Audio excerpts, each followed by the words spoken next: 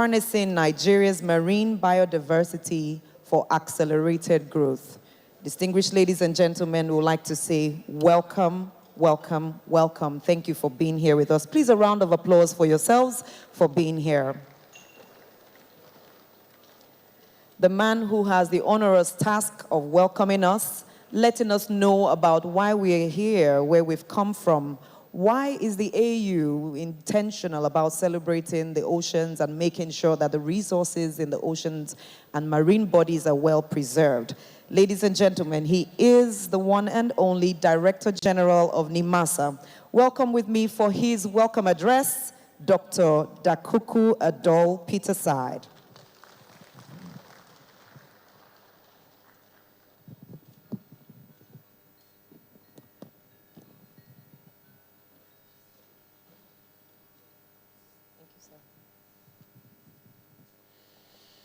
Your Excellency, the special guest of honor, the Right Honorable Femi Gbajabiamila, Speaker of the House of Representatives, here represented by my sister, friend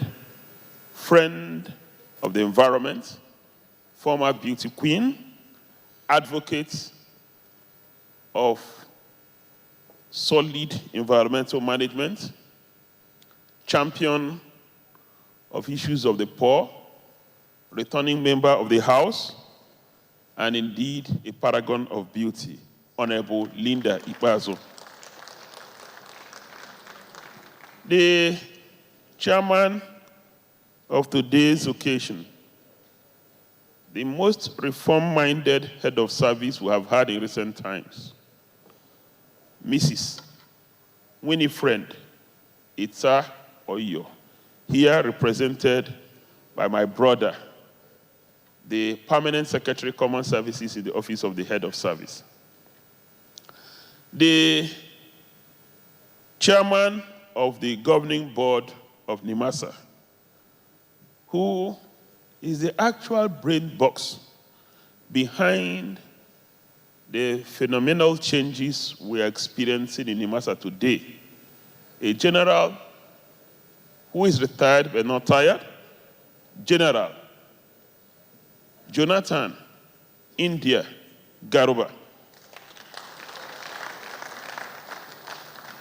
Our chief host, the Permanent Secretary, Federal Ministry of Transportation, Federal Republic of Nigeria, one of the most experienced and hands-on permanent secretaries in service of Nigeria today,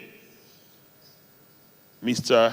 Zachary, here represented by the Director, Maritime Safety and Security, DMS, my brother, Danjuma Dauda. The Chief of Naval Staff, here ably represented. The Permanent Secretary, Ministry of Environment, here well represented.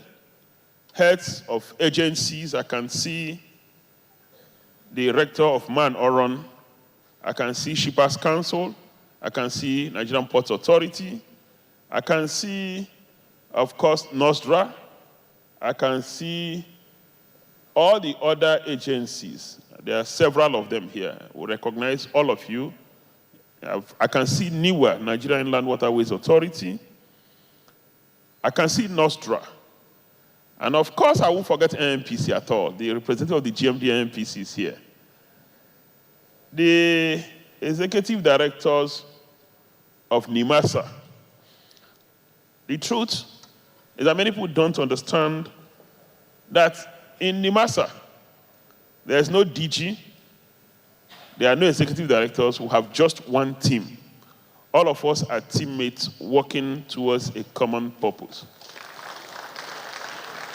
I can see the executive director of Maritime Labor and Cabotage Services, experienced banker, actuarial scientist, Mr. Gambo Ahmed, the executive director of Finance and Administration, a technocrat who is now holding a political office, Dr. Bashir Jamo, the Executive Director of Operations, an experienced electrical electronic engineer who is better known in the media circle than the fact that he's a well-trained engineer who is a fellow of the Nigerian Society of Engineers, Engineer Oluwarotimi Joseph Fashaki. And indeed, our resource persons, moderators, let me recognize especially two women who have made so much impact that we can't afford to ignore them if we are talking about the marine environment. One is a former Director General of NIMASA, now Executive Secretary Abuja MOU, Mrs. Mfon Usoro. The other one is our guest resource person for today, President Wista Ghana. She came all the way from Accra this morning to honor us with her presence, to grace this occasion with her presence. President, you know, for those of us who belong to Wista, she's our president. And for those of you who are not part of Wista, President Jamilat, she came all the way from Accra this morning. Our moderator, who is the president, Chartered Institute of Transport and Logistics, my brother and friend, whom I'm very proud of, Ibrahim Jibril, the Magaiki of Zao Zao Kingdom. Directors of NIMASA, directors from sister agencies, our former Director General, whose record every day I work hard to catch up. But let me confess that it is not easy to catch up with his record. Barrister Temisa Omasaye, distinguished ladies and gentlemen, my brothers and sisters, friends of the environment, advocates of clean seas and ocean, it is my honor and pleasure to welcome you all to the 2019 celebration of the African Day of the Seas and Oceans with the theme, Harnessing Nigeria's Marine Biodiversity for Accelerated Economic Growth.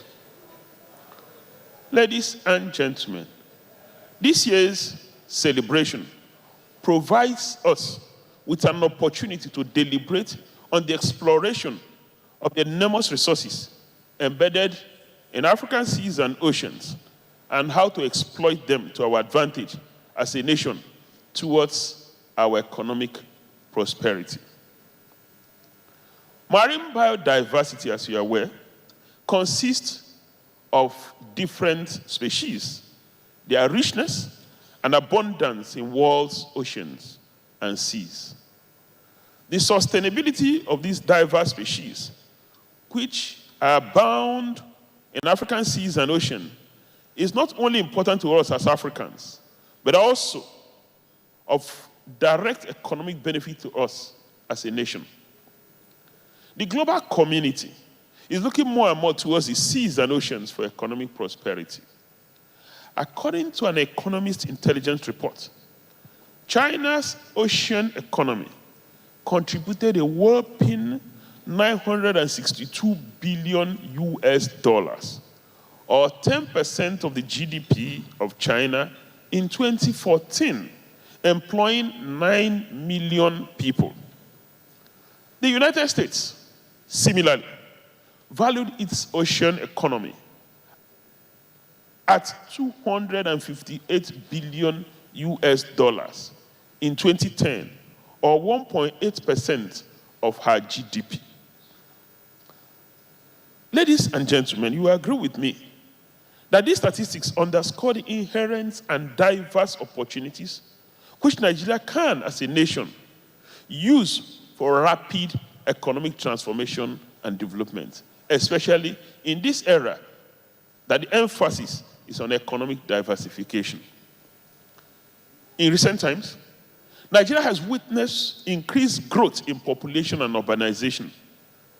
As a result, we must sustain the increasing population through wealth creation from the various blessings of the diverse organisms and ecosystems that abound in our ocean and seas. For Nigeria as a nation to achieve sustainable economic growth, we must develop an interest in the conservation, exploration, and exploitation of our marine biodiversity. Nigeria can achieve accelerated economic growth and development through the regulation, exploitation, and protection of our marine biodiversity through a comprehensive and articulated approach, which would not necessarily impact negatively on the environment. And for us, sustainability is about exploring and exploiting the oceans without compromising the future.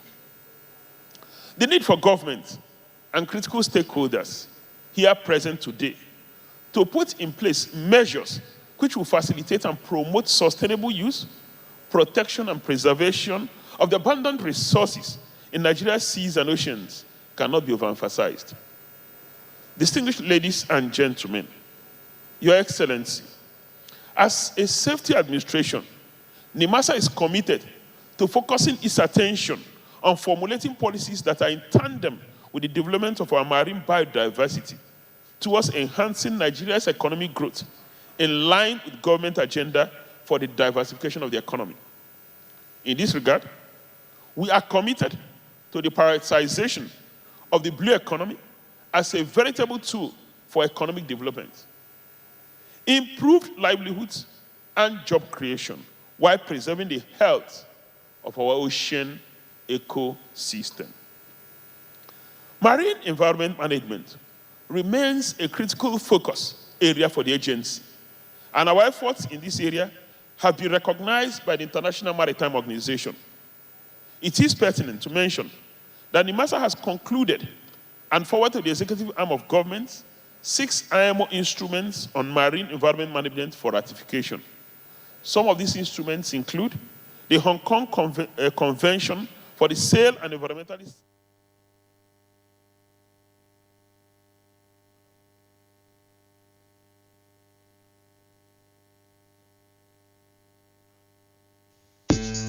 This is the network service of the NTA. We now join. If not, somebody will just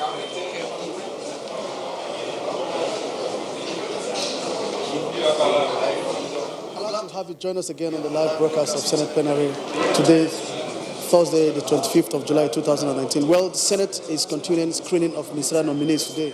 Yesterday, Wednesday, the 24th of July, 2019, Senate screened 10 nominees, and today, well, 8 nominees have been scheduled for consideration. And then any moment from now, that screening will commence in earnest. We have with us here one of the senators, Senator Hussaini Yakubu from Kogi State.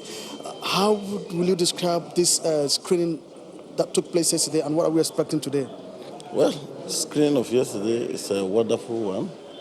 And if you can see, there is unity of purpose, unity in diversity. Yesterday in the Harrow Chamber of the Senate, you can see that as at yesterday, you can't really say that this is PDP, this is APC. We work in unison yesterday. And so far so good. We are able to screen like 10 ministerial nominees yesterday, and they all performed wonderfully well. And today we believe that we will screen more than that. If what happened yesterday can equally happen today, I think we'll go far. All right. Thank you very much for your time. Thank you very much. Well, at the moment, we'll now go straight to the red chamber in order to follow the proceedings, because any moment from now, the screening will commence. You see where we say make you stay there?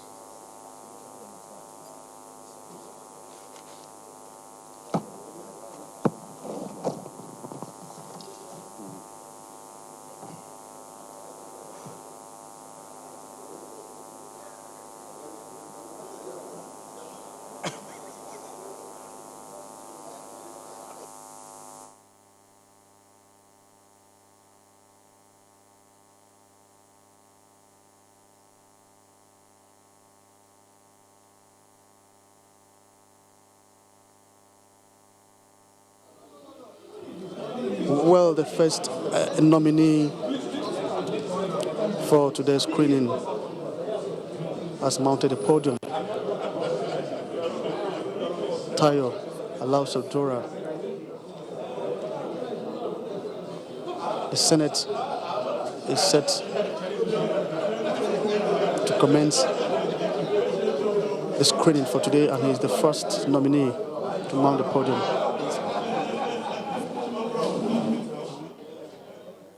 Distinguished Senator Tayo Alao-Sadura,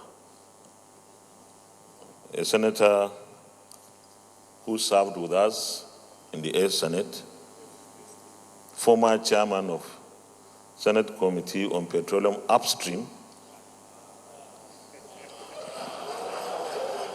No.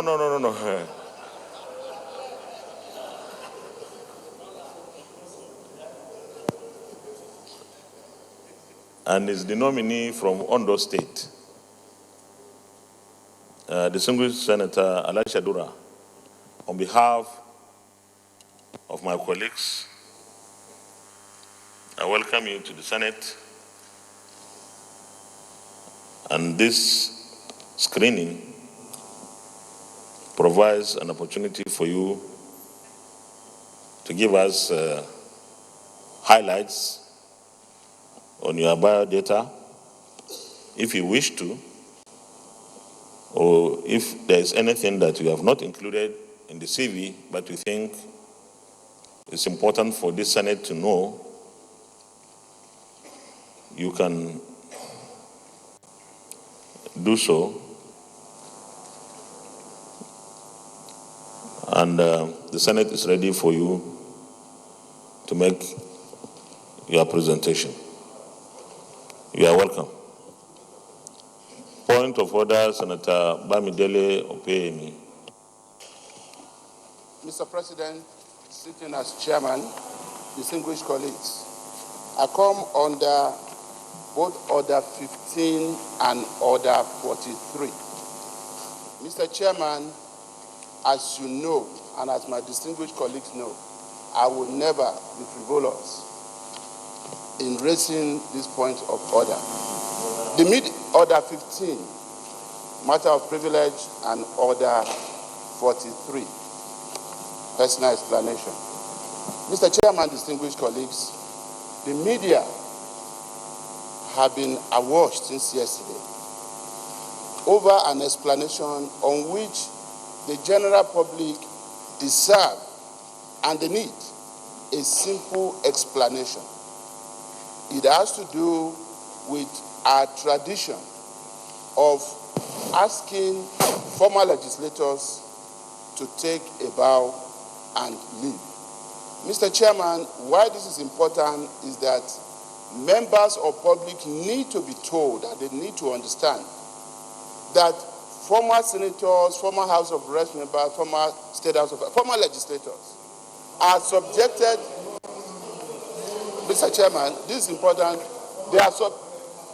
Mr. Chairman, they need to know that former legislators who served in the National Assembly are subjected to the same level of screening. What we have done since yesterday was to screen. Nobody has been confirmed, Mr. Chairman. They will submit their credentials like every other person. After listening to them, the senators also go back to study those credentials. The essence of this is just for us to establish that they are who they claim to be in their documentation.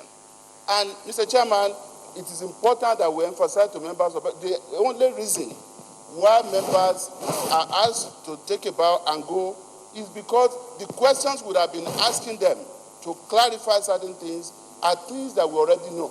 The Constitution of Nigeria is very clear as to qualification for appointment as a minister. You must be qualified to serve as a member of the House of Representatives. And all of us are aware of the qualifications. So if people had been through this and they had had the opportunity to serve in the National Assembly, it is taken for granted. However, that does not prevent the Senate from still scrutinizing the documents that they have submitted, like the documents submitted by every other nominee. I just felt members of public should be told in clear terms as we commence the business of the day. Thank you, Mr. Chairman. Thank you very much. I don't think there is going to be any debate on this. It's very clear. This issue is very clear. The Senate has this tradition, and the tradition is that members of the National Assembly who are nominated for appointments generally, whether ministerial or otherwise, have this privilege of taking a bow and go. And as we have explained, this remains the position of this Senate, like the previous sessions of the Senate. We are not covering anyone by so doing. We are still going to scrutinize the submissions by those nominees. And of course, if there is anything that disqualifies a nominee, the fact that the nominee passed through the National Assembly chambers does not protect that nominee from being disqualified. But so far, this tradition of the Senate is maintained. And I sustain your points of order. Leader of the Senate. Point of order, Basiru Ajibola, distinguished.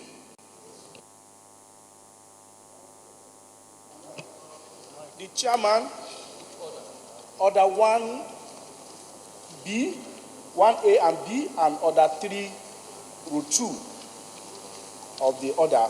My name is Dr. Ajibola Basiru. I represent Osun Central.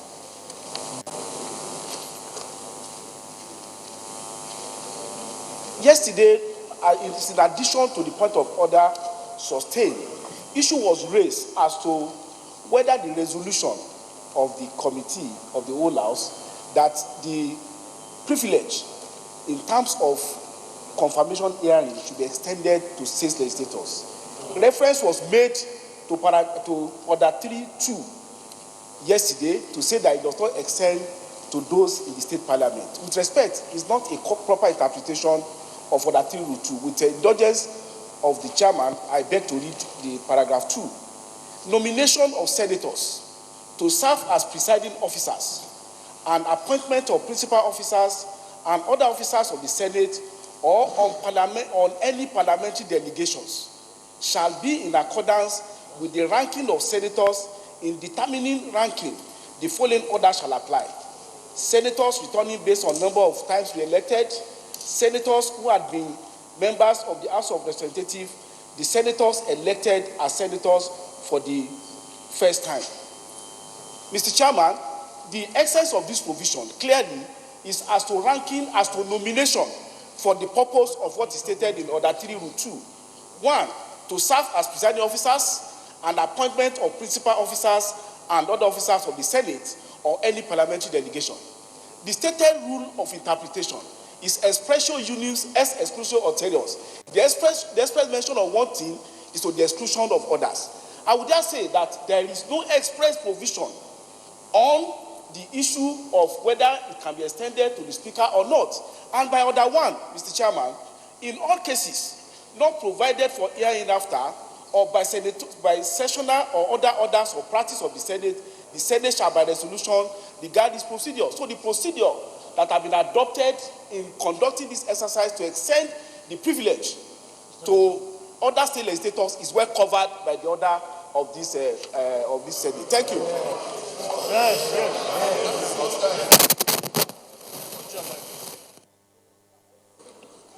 Distinguished colleagues, please, we are not going to start debating on this thing. We have set a standard for ourselves. We are going through with our standards. There is no need for any debate. Actually, in order to resolve this problem, maybe at one particular time, this kind of thing may even be put into our standing orders so that it's clearly spelled out. But for the purpose of this present exercise, we stand by what we started yesterday. But going forward, we will even make it clearer by putting it in our standing order so that everybody understands what it is. Leader of the Senate. Distinguished Senator Elisha Dura, you can address the Senate, please. the Senate President, who is sitting as chairman today, principal officers of the Senate, my distinguished colleagues, both left and right. I have learned a lesson quickly that it is always easy to be there and somebody else to be here. But, Your Excellency, I want to thank you for giving me this opportunity to come before you, having been nominated by Mr. President as a minister of the Federal Republic of Nigeria. I also wish to acknowledge the presence of my governor, the governor of Ondo State, Arakunrin Oluwarotimi Akeredolu, who solidarized with me by coming to the floor of the Senate with me, and my brothers who are also in the House of Representatives from Ondo State. I have copiously in my CV stated my biodata. It's a very small document, and I deliberately made it so that it will be easy for my colleagues to go through. I'm sure by the time you flip through in 5-10 minutes, you will have seen who I am. I only want to use this opportunity to plead with my colleagues that there were some jobs that we started in the 8th Senate, which were almost completed. That is very dear and close to my heart, especially in the petroleum industry. We had the PIB, which had been on for almost 20 years, and in the 8th Senate, we tried to split the PIB into 4. The Petroleum Industry Governance Bill, the Administration Bill, the Host Community and Impacted Bill, and the 4th one, which is very, very important, which is the one that will dictate how much money we are going to get in this country. We call it the Governance Bill. Please, and please, I will plead with Mr. President and my distinguished colleagues that this bill, especially the PIG bill, had been passed, but it has not been assented to by Mr. President. Please revisit this bill for the good of Nigeria. It is very, very important for Nigeria to move forward and earn more from the natural resource of crude oil that God had given to us. There is also another bill that we had done to second reading. We had even conducted public hearing on it. The Nigerian Nuclear Regulatory Agency bill. Everybody knows that the world has moved from crude to clean energy and other things. This one is very important for our nation, and the bill should also be completed.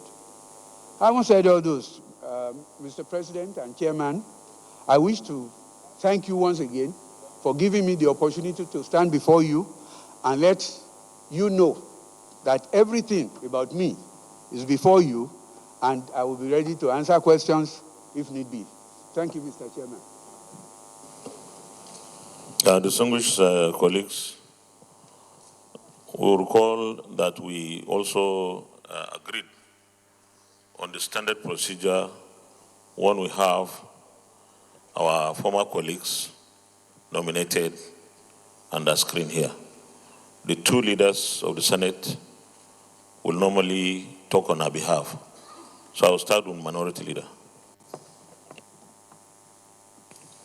Thank you, Mr. President, sitting as the chair. My name is Einaya Baribe. I represent Abia South, and by the grace of God, Minority Leader. Tayo Alasodura is a good man. our good friend. Thank God that after having told us the work that you have done on the governance bill, part of the PIB that the 8th Senate worked very hard on, that it was not assented to. Not our fault, we did our job. Now you're on the other side. So we will expect you to make sure that you convince your colleagues in the executive that we didn't mean any harm in making sure that the petroleum sector of Nigeria that gives us all the revenues that we sit on today, that this reform is taken very seriously by the executive. Being there, we are sure that you are going to be a good ambassador of this chamber. And we look forward to working very closely with you. We don't know whether they are going to put you in that sector, but whichever sector or whichever place that they put you, don't be like the ministers who are very good to come and call all of us now and would not take calls even from Senate leaders when they become minister. We know you are not that way because we have interacted with you here and you are a part and parcel of us. And so we do not have any hesitation in going ahead to say, represent us very well when you get there. Thank you. Senate Leader. Thank you, Mr. President. Distinguished colleagues, I would like to support the position that has been expressed very clearly by the minority leader. Tayo Adla-Shedura, his choice by Mr. President into the executive of this administration, I think is a very, very good one. I didn't know him before, but we spent 4 years together on the upper deck, of this chamber. And I know during a lot of deliberations, during a lot of the deliberations on most issues, Tayo Adla-Shedura has been a great confidant to me. And a lot of the ideas, sometimes very critical ideas about certain issues we share together.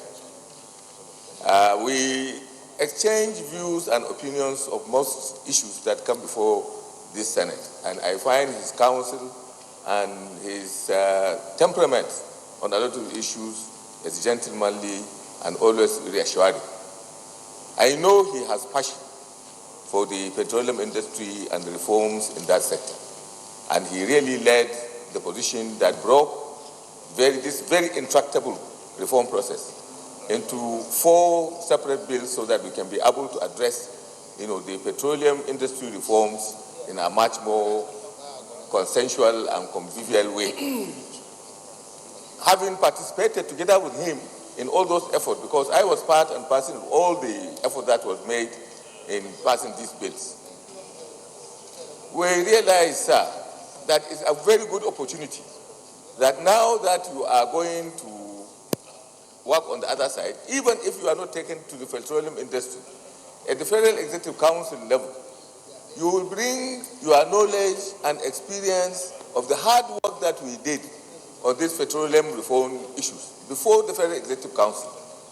That if possible, the kind of snags that prevented the passage of the governance aspect of that bill, be sent back to us with the same kind of conclusions that we have reached. We really went through this thing for 4 years. We worked on it very thoroughly, so that it can come out as an executive bill and represented to the Senate for easy passage. Because the kind of hard work that has gone through that bill and its consideration should not be lost. And I think your presence at the Executive Council will be able to help us revive that kind of hard work that we have done so that it comes to fruition for the benefit of all Nigerians. Mr. President, distinguished colleagues, knowing Tayo Adasi Dura and is a very thorough and very disciplined legislator, I know it's going to be a credit to this administration that such a person to be brought to the other side of governance. Mr. President, my distinguished colleagues, I plead with you and recommend that you allow Mr. Tayo, Senator Tayo Adasi Dura, to take a bow and leave the chamber. Thank you and God bless.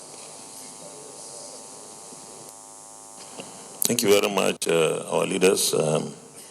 Before you take a bow, let me re-echo what the two leaders have said. When you held sway here, you are a very committed senator. You chaired the Senate Committee on Petroleum Upstream, and you did extremely well. You worked so hard, especially for the PIGB, or PIB generally, splitted into about 4 segments. It was our desire and hope that the bills could be passed and assented to, but that didn't happen. Let me give a small story of how the transition of this petroleum industry bill has been. In 2007, when I came to the Senate, in the 6th Senate, this bill was sent to the Senate and the National Assembly, and then it took a life of its own. We ended up with so many versions of the bill, and we didn't even know which was which. It was a struggle to find the genuine bill from the executive arm of government at that time. In the 7th Senate, it came, and it was not concluded by the National Assembly itself. In the 8th Senate, the National Assembly took the initiative to split that one bill into about 4. And we passed the PIGB, and of course, there were some issues. In this narration, it's clear that there were efforts, disparate efforts by the executive in the first instance, in the 6th and the 7th Senate, a solo sort of effort.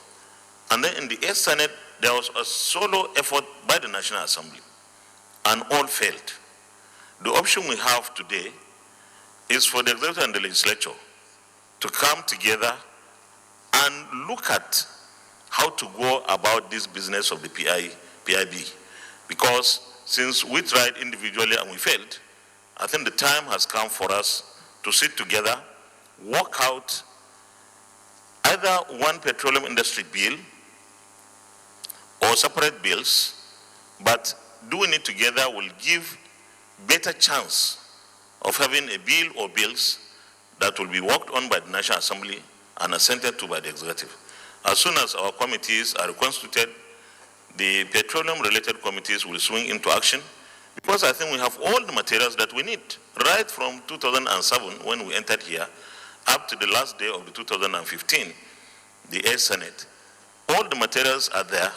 All we require is to have that synergy so that we're able to come up with something that will provide to us more revenues, but also support and encourage and sustain investments through reasonable profits by those in the business of petrol. So let me also say that it's not a mistake that we have about 7 or 8 former members of the National Assembly going to the cabinet. That to us is a clear message that that Federal Executive Council is supposed to be and should be and ought to be an executive council that will always understand what the National Assembly is doing. Because we have all the representation, you are very well qualified people, committed people. And in fact, is a mixture of young and fairly old. No, there's no very old. Senator Elisha Dora is only 71 years old. Sorry, how old are you? 69. 69, sorry. That's not old. 69 is not old. He's just beginning to get there. So we have very good representation. So we want to urge you, just like our leaders said, that you represent us there well. Give the message, you know our sentiments very well, you know what we want for us to function very well, and we are prepared to function very well. So with this, I want to put the question, those in favor that he takes a bow and go, say aye. Those against say nay. The ayes have it. The Distinguished Senator can take a bow.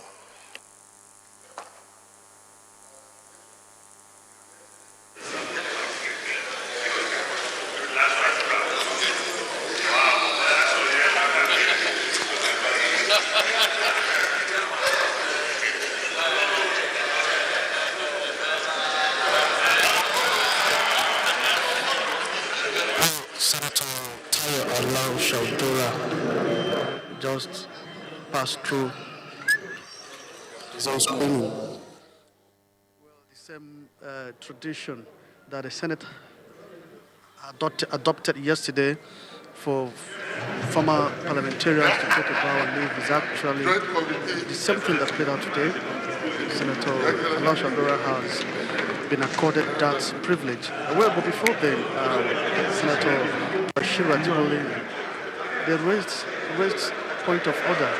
Going back to that issue that the public needs to be enlightened on why the Senate takes this particular stand on the issue of allowing former parliamentarians to take a bow and leave, citing order 3 in the Senate standing orders, which really defines what ranking means in the Senate.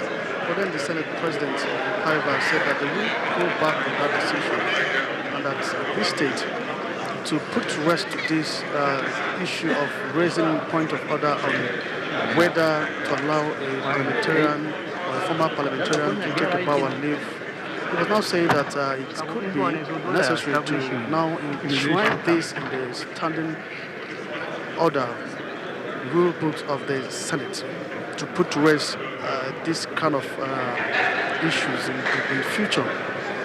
Well, the Senator Alau Shaudora, well, the minority leader and the majority leader did make some comments on him, which is the practice here, and him particularly pleaded with the Senate to ensure that they revisit the petroleum industry bill and the Nigeria nuclear regulatory bill because of their potential importance. Now a new nominee is coming in now for screening.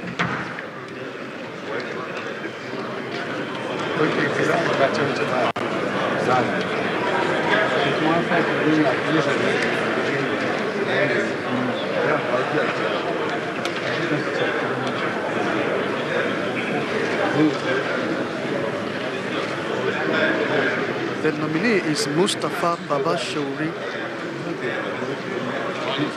from Borno State. Baba Shouri was born on the 4th of July 1966. He attended Gamburu 1 Primary School, Maiduguri, between 1972 and 1978, where he obtained his primary school certificate. Between 1978 and 1982, he attended government secondary school, Damagum, and attended the University of Maiduguri between 2000 and 2002.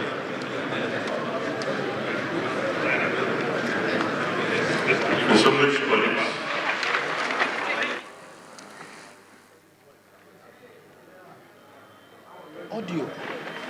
He has a BSc in sociology and anthropology. The nominee from Borno State.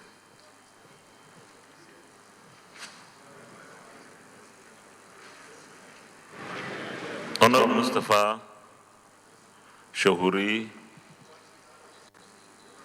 was the Minister of State Works and Housing. On behalf of my colleagues, let me welcome you to the Senate. And we already have your CV, but if there is anything you want to highlight or emphasize, you are at liberty to do so. And if there is anything that is omitted but you think will be important for the Senate in this exercise, please feel free to tell the Senate. So once again, you are welcome and you can address the Senate. Thank you. Thank you, Your Excellency, the Senate President, Federal Republic of Nigeria, the Deputy Senate President, Principal Officers of the Senate, distinguished Senators of the Federal Republic of Nigeria. Good morning, sir. Mr. President, distinguished Senators of our great country, it affords me a great pleasure to present myself before you for confirmation as Minister of the Federal Republic of Nigeria, bringing with me my wealth of grassroots political experience, which, as you will all agree with me, is a fundamental requirement for this most important assignment for which Mr. President has nominated me. Having said that, may I also intimate that I am delighted to have this rare privilege and distinct honor to give a small talk profiling of my background. Distinguished Senators of the Federal Republic of Nigeria, I am Honorable Mustapha Babashauri from Maiduguri, Borno State. I am here as a ministerial nominee of the Federal Republic of Nigeria, seeking your confirmation to serve our fatherland and people of great nation of Nigeria. Mr. President, sir, distinguished Senators, as I have stated in my introductory remarks, I am a grassroots man. My desire to serve the ordinary people led me into partisan politics, sometimes back in 1995, when the then military government under leadership of General Sani Abacha partially lifted the ban on political activities. I started my political career as a delegate on non-party basis. I contested and won the seat of a councillor in Lamislaja Bomari on zero-party basis. I contested and won the seat for the chairman of Maiduguri Metropolitan Council.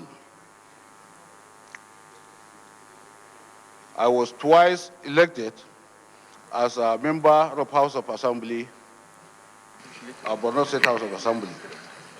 I was also elected as member of the House of Representatives from 2007 to 2011. Order.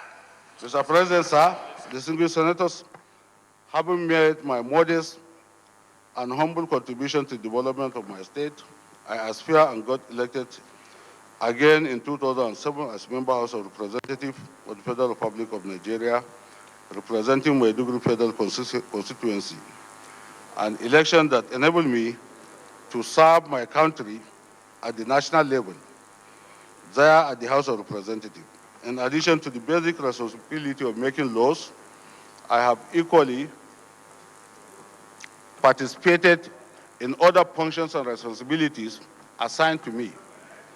These, my distinguished senators, gave me an opportunity to serve not only my immediate constituency, but the country as a whole. I was also appointed member I was also appointed Honorable Minister of State, Power Works and Housing between 2015 to 2019. Your Excellency, distinguished senators, throughout my political life, I have, to the best of my ability, served and represent the ordinary Nigerians in the course of discharging my duties in the various offices I found myself, particularly in the National Assembly and later as a Minister of State, Power Works and Housing. I have traveled around the country to inspect and supervise projects, including the construction of roads, housing, bridges, and power projects all across the length and breadth of this country.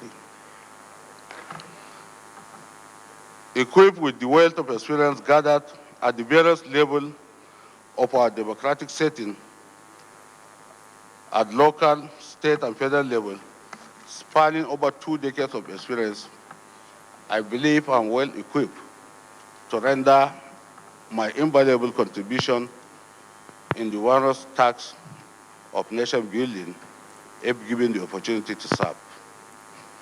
I make this assertion believing faithfully and counting confidently on this hallowed chamber that you will find my nomination quite worthy of your kind approval to serve our fatherland. Finally, I wish to end this short presentation by earnestly thanking you. I'm also deeply grateful to all of you for the great honor of hearing me speak, and I'm pleased for your time and attention. Thank you once again, sir. Very distinguished colleagues, the nominee served as a member of the House of Representatives between 2007 and 2011, as we can see in a CV. And of course, it is our tradition here that those nominees who were once members of the National Assembly enjoy a certain privilege and concession.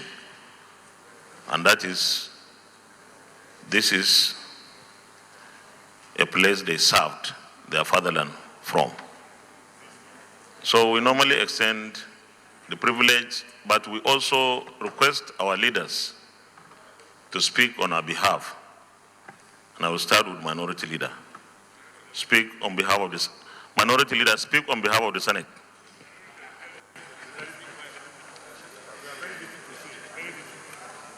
Thank you, Mr. President, sitting as the chair. Baba Shehure, I have interacted with him as Minister of State in the Power Works and Housing Ministry. And let me tell my colleagues that during that period, we heard of fights in the transport ministry between ministers and ministers of state. We heard of fights in the agriculture ministry between ministers and ministers of state. We never heard. We also heard in the petroleum industry, but we never heard in the minister of, I'm going somewhere. I'm going somewhere, sir. Very, very, very soon.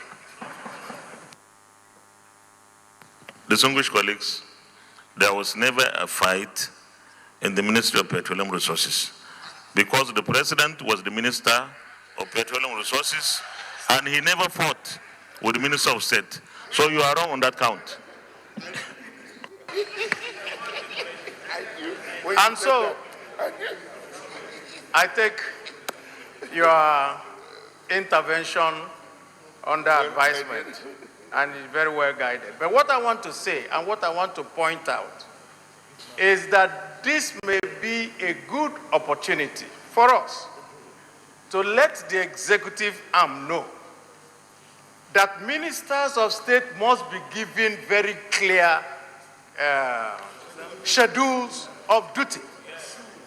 Should be given so that we will not have any such, because if he had used his bulk and weight.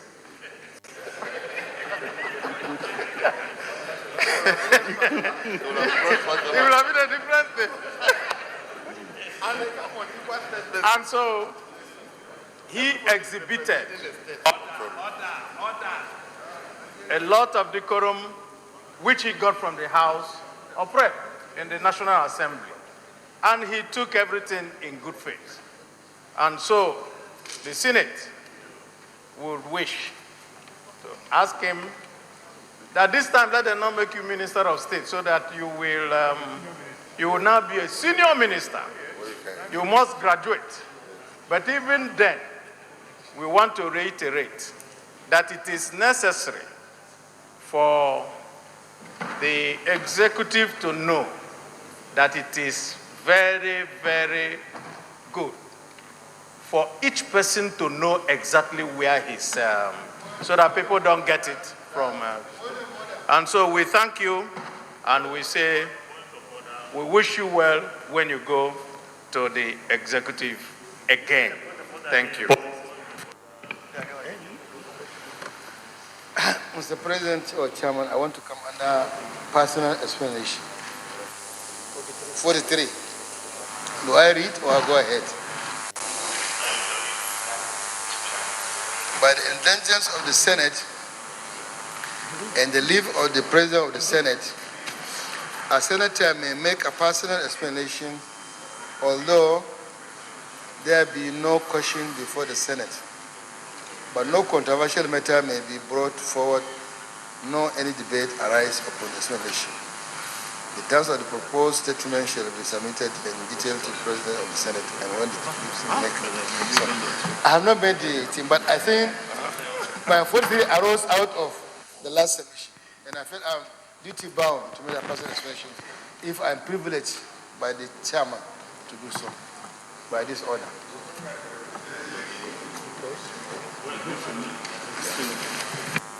Even though you didn't submit to me the terms, and I want to imagine that it's not a controversial thing, I will allow you to, you can go ahead. He has been bending the rules, so don't go this way. That's very serious.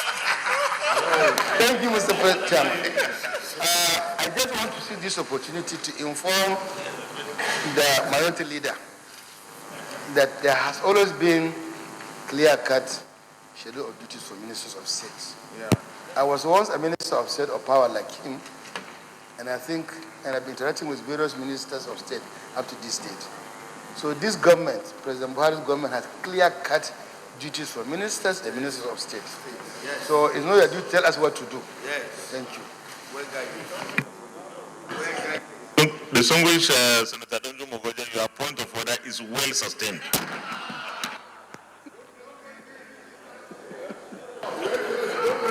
Senate leader.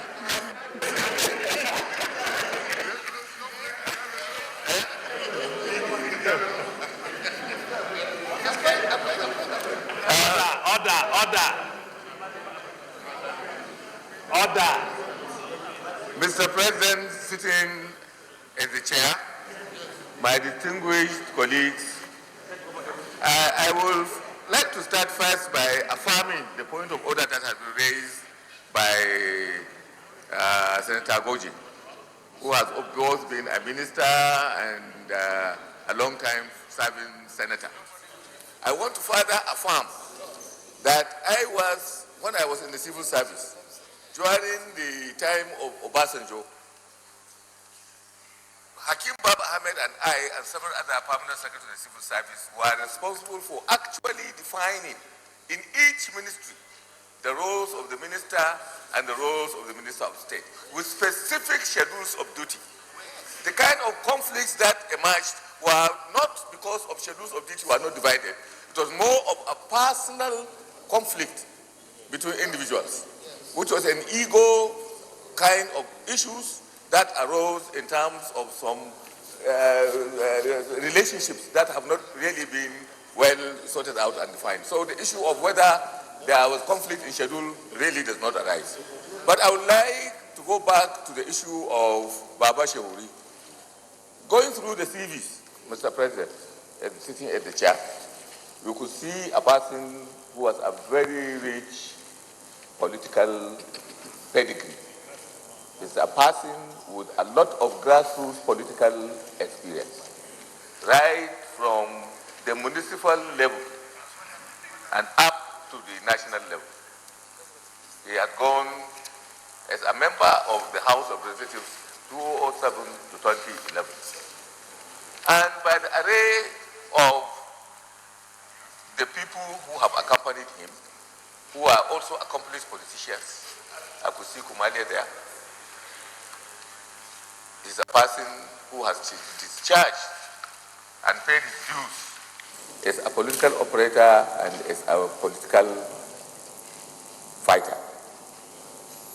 Mr. President, this was a person who came before the 8th Senate, and the 8th Senate, in its wisdom, considered him as a person who is worthy of appointment as a minister of the Federal Republic.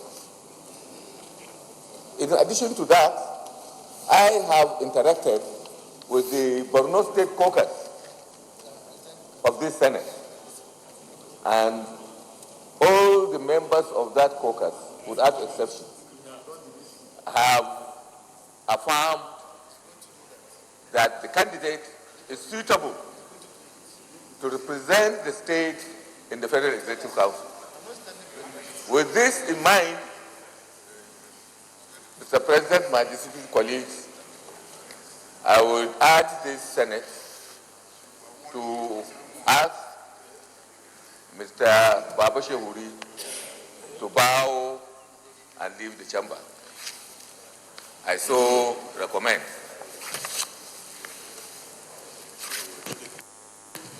Distinguished colleagues, is it the view of this Senate that this nominee, a former colleague, a grassroots politician from Borno State, takes a bow and go? Those in favor say aye. Those against say nay. The ayes have it. Now we can take a bow.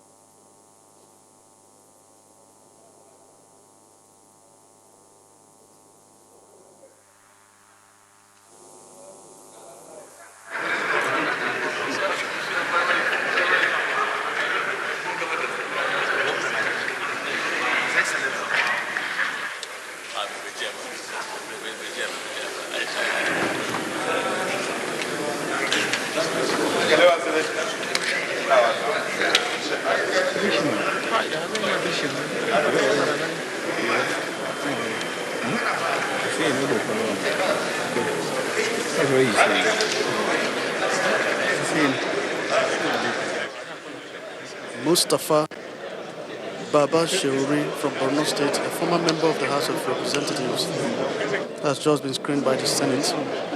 Well, there was no much really no question of answers, being a former member of the House of Representatives.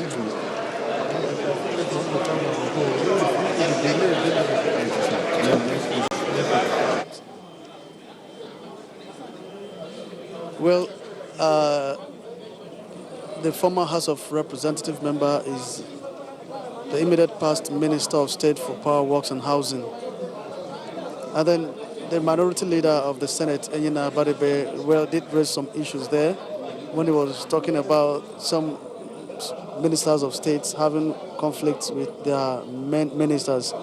But then the Senate President and Senator Danjuma Goje gave some explanations where they explained categorically to the minority leader that there has no been time where the main ministers are having issues with their Minister of State counterparts, that the administration of President Muhammadu Buhari, there is a clear-cut duties among the two.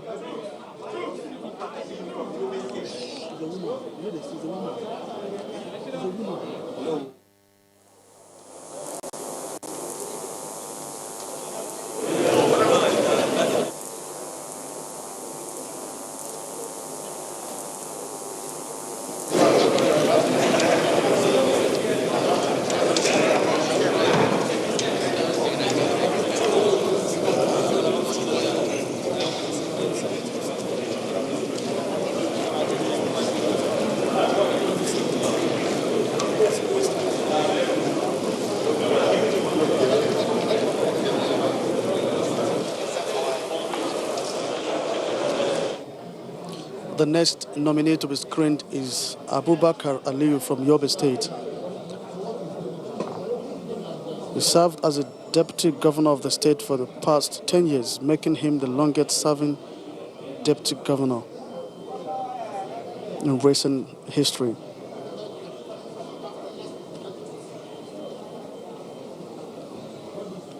He has mounted the podium,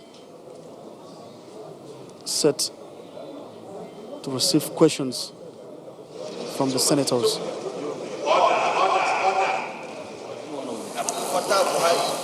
Order. Buhari of the Senate. Buhari of the Senate, can you stop making noise, please?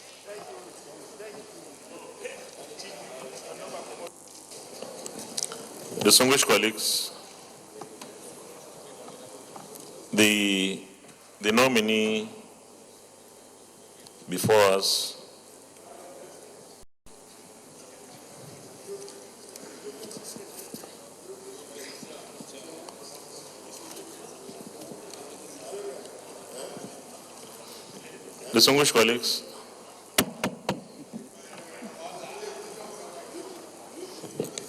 distinguished colleagues, the nominee before us is the immediate past Deputy Governor of Yobe State,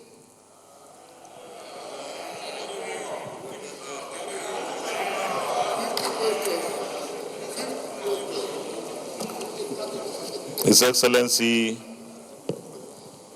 Abubakar D. Aliyu, who served Yobe State as Deputy Governor very, very well.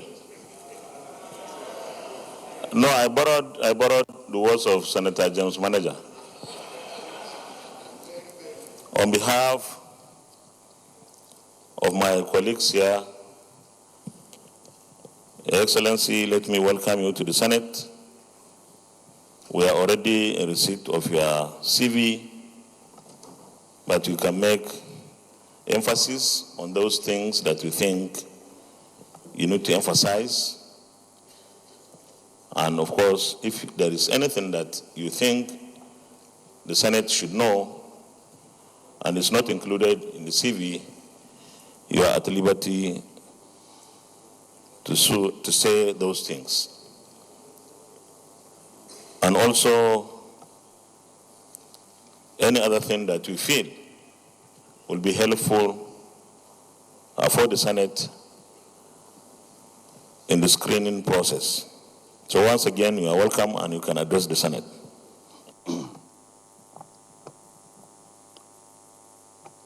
Bismillahirrahmanirrahim. Your Excellency, the Senate President, other principal officers of the Senate, distinguished senators who are my bosses by extension,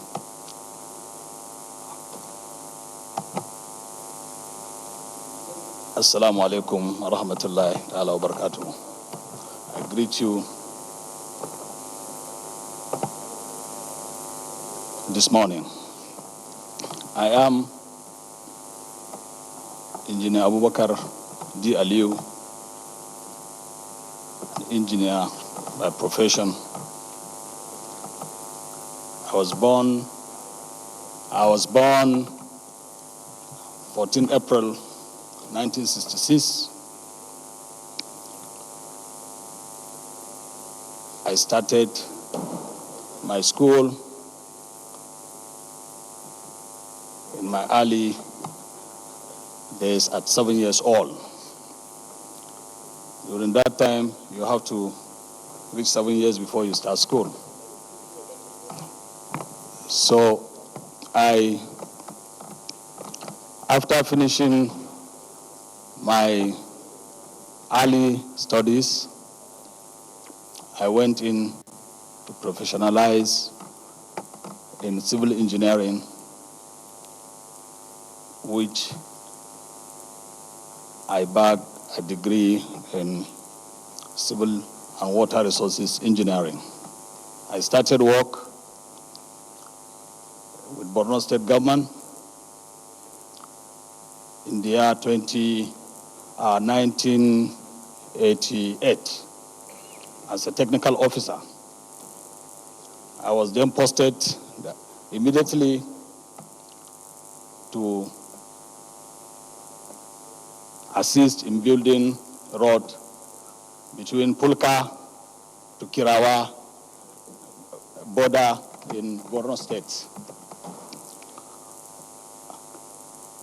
After then, I went back to study further. I obtained national diploma, then in civil engineering. Then I went back to obtain higher national diploma in civil engineering, highway and transportation engineering. I felt I need to professionalize more. I went back to the university and enrolled in Part 2 in University of Maiduguri after my NYC and obtained a degree, a Bachelor of Engineering in Civil and Water Resources Engineering. After then, I returned back to the service, and by that time, Borno and Yobe were separated. So I came back to my state, where I belong, Yobe State, and get involved in moving the state. I started as a principal engineer in Ministry of Integrated Rural Development, and subsequently I was posted from here to other places, and I became the Managing Director of Housing and Property Development Corporation. From there, I was posted to Ministry of Housing to serve as the Acting Permanent Secretary. From the Acting Permanent Secretary, as event unfold, my brother was the governor, together with your distinguished colleague, Alhaji Dr. Ibrahim Gaidam, who was his deputy then in 2007. And you all know what happened to him. May his soul rest in peace. When he died in 2009, immediately Alhaji Dr. Ibrahim Gaidam invited me to come and serve with him as a deputy governor, of which I accepted. And we were there for 2 years before we went to the polls, and we got elected in 2011. We served our first term between 2011 to 2015. The second term, we went back again to the poll and got elected to serve the second term. And because of the reason that you all know, we served the state consecutive 10 years.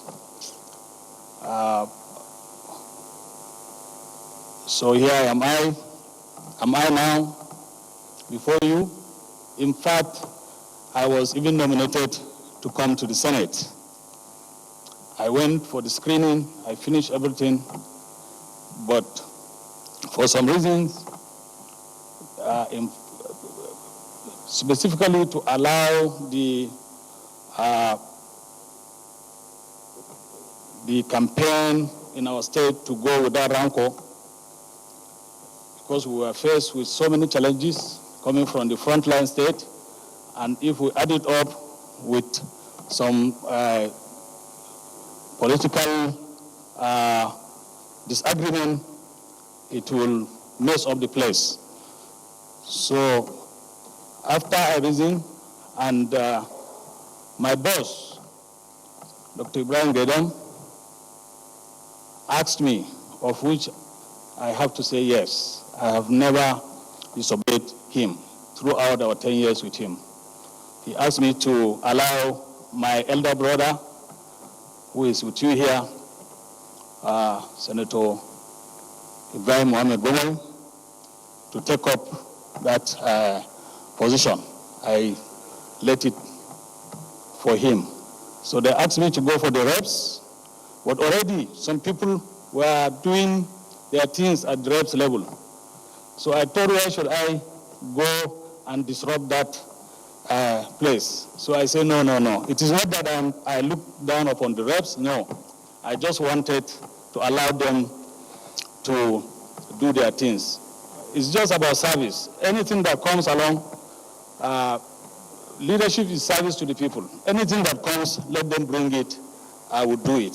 So in the meantime, I will allow myself free and help everybody, help the party and help the state to take to the next level. And that's what I did.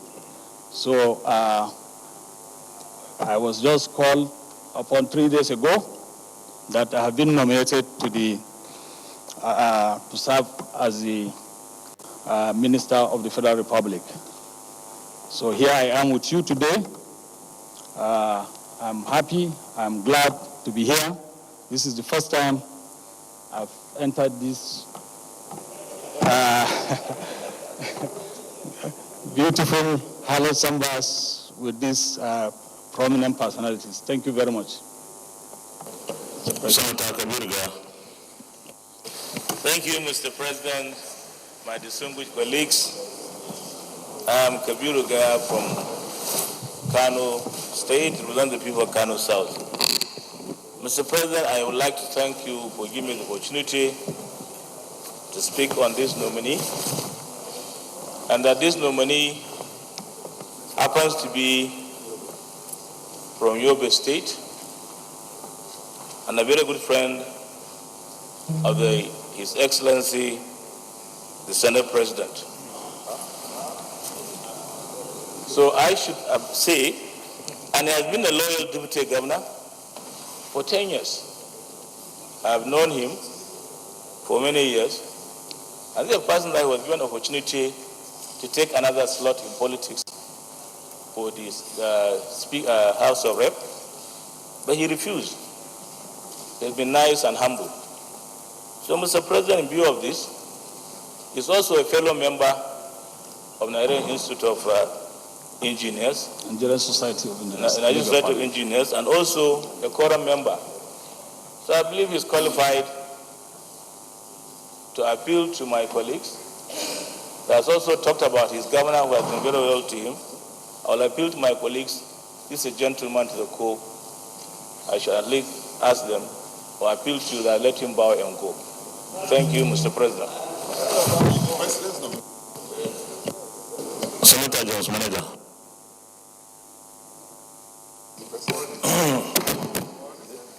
Thank you, Mr. President, seated as the chair. My highly respected colleagues, James Ebiowo, Manager, CEO Head. Yes, representing Delta South. Mr. President, of course, this man that is standing before us as presidential nominee to remain minister is from Yobe State. And his story is very interesting and touching too. But we congratulate you. Humility pays in this business. And every other business, humility pays. And it's because of your fantastic humility that you are here standing before us. For the first time, you have entered this place. This place is called the Halo Chamber.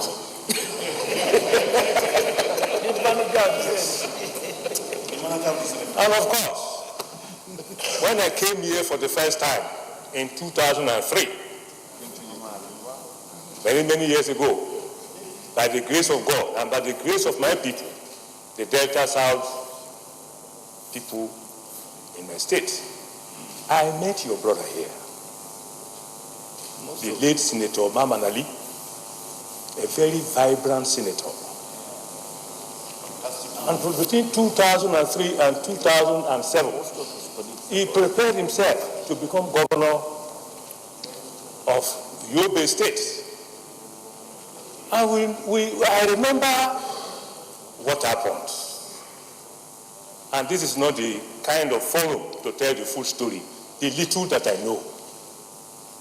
Mr. President, seated as chair, my highly respected colleagues, in this place, we have traditions, some of them unknown to the public. And I have been here. I have screened and screened and screened without promotion, but I'm here. So I know the traditions of this place. This nominee is from Yobe State. And I don't want to go too far. One tradition. I agree with Senator Gaya, who of course also met me here, and he knows the tradition here too. So, Mr. President, seated as chair, I second the motion, although not clearly a motion, but I second him, and that is the opinion and the view of almost all the members. True or false? Thank you, Mr. Chairman, for the opportunity. Are you putting the question for us? To do what? You didn't finish. So, for the witness to take a bow and go. Yeah. Thank you, Mr. President. I know I will put the question. But before I put the question, please, my colleagues, permit me to make my contribution from here. Because this nominee is our nominee from my state. He told a story, and that story is supposed to be instructive. He showed a very loyal person, a very humble person, a very committed person, and a very competent person, because he's an engineer by training and he worked and practiced engineering. In my state, we are a family. And any other person would have done the same. We ensure that we remain focused and united in our state so that we are able to develop our state. We have development challenges. Our former governor did so well with very little, and the present governor has taken over and is doing so well, following the footsteps of the former governor. And we are proud of our nominee. This nominee is one nominee that we all agreed to support in our state. And I want to thank you, my colleagues, for giving us the privilege for him to take a bow and go. So is it the view of the Senate that the nominee takes a bow and go? Those in favor say aye. Those against say nay. The ayes have it. You can take a bow.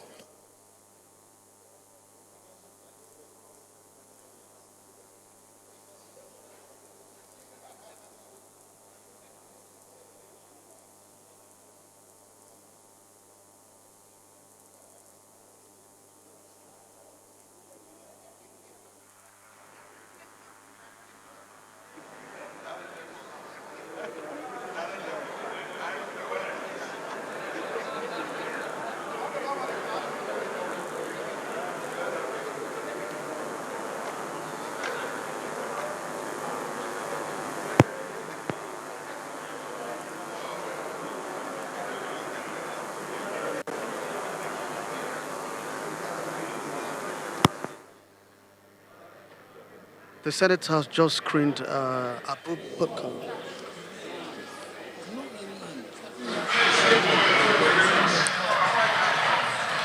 The Senate has just screened Abu Bakr Ali from Yobe State. He too just took a bow and left. And then it appears the two of them that have been screened at the moment actually were satisfactorily met with the expectations of the Senate, as the Senate, the whole House unanimously agreed that they should take a bow and live. Well, this is the nominee from the state of the Senate President. And the Senate President also concurred that the state unanimously agreed that he should represent them in the Federal Executive Council.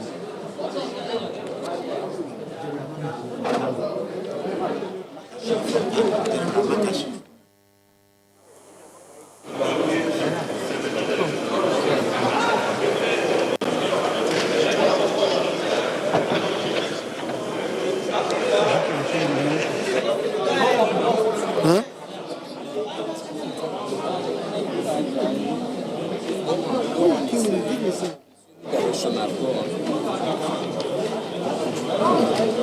Now the next nominee coming in for screening is Major General Bashir Salihi Magashi, retired.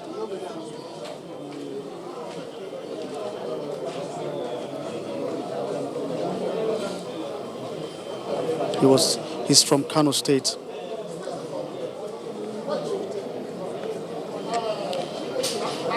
He was born in 1949 in Kano City. He attended Gidan Makama Elementary School from 1955 to 1958 and later City Senior School and Gwale Senior School, Kano from 1959 to 1962. The nominee attended Barewa College, Zaria from 1963 to 1967, where he obtained his school certificates and later proceeded to the Nigerian Defense Academy in 1968. He was afterwards commissioned into the Nigerian Army in 1971 as a member of the 5th Regular Combatant Corps. He also attended the prestigious Ahmadu Bello University, Zaria from 1979 to 1980. He's now mounted the podium, ready to receive questions from the senators.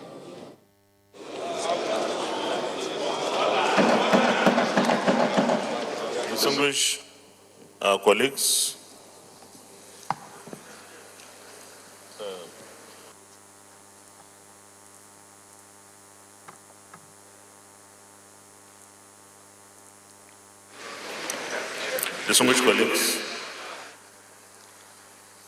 before us on the podium is the nominee from Kano State, Major General Bashir Salihi Magashi, retired.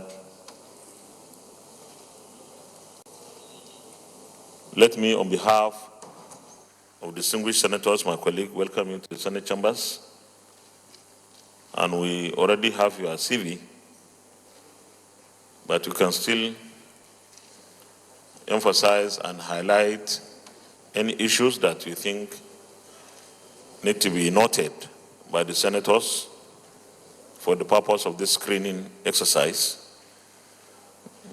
You may as well talk to issues that are not reflected in your CV if you think they are also important for the Senate to note. Once again, you are welcome and you can address the Senate. Thank you, sir.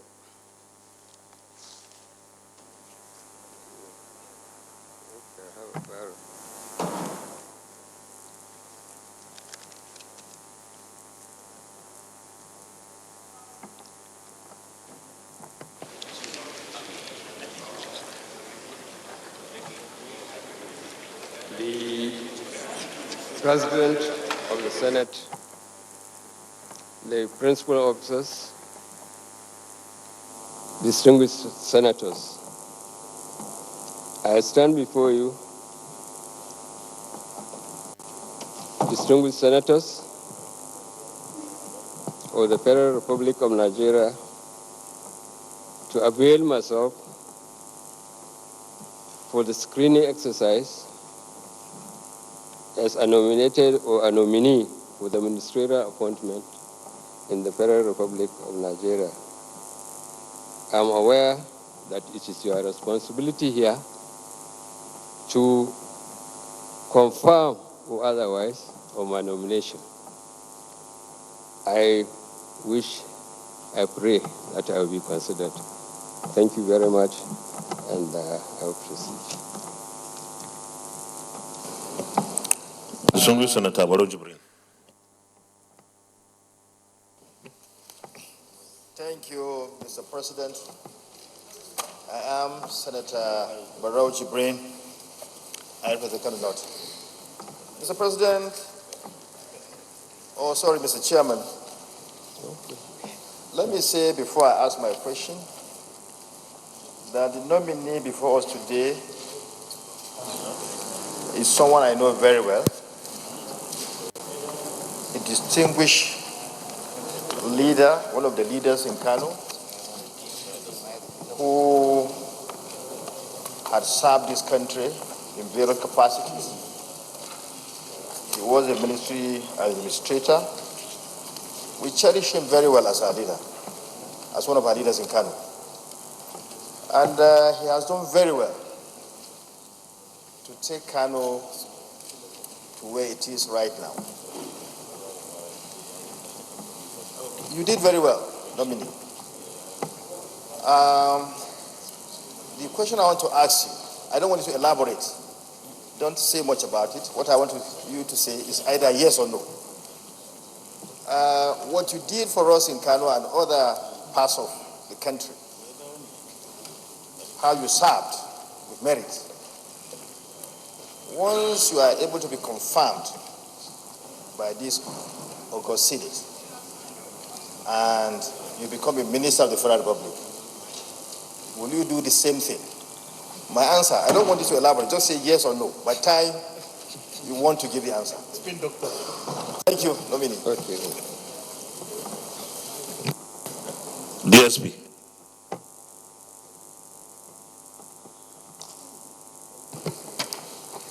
Thank you, Mr. President, sitting as chair. First, I'd like to extend my congratulations to the nominee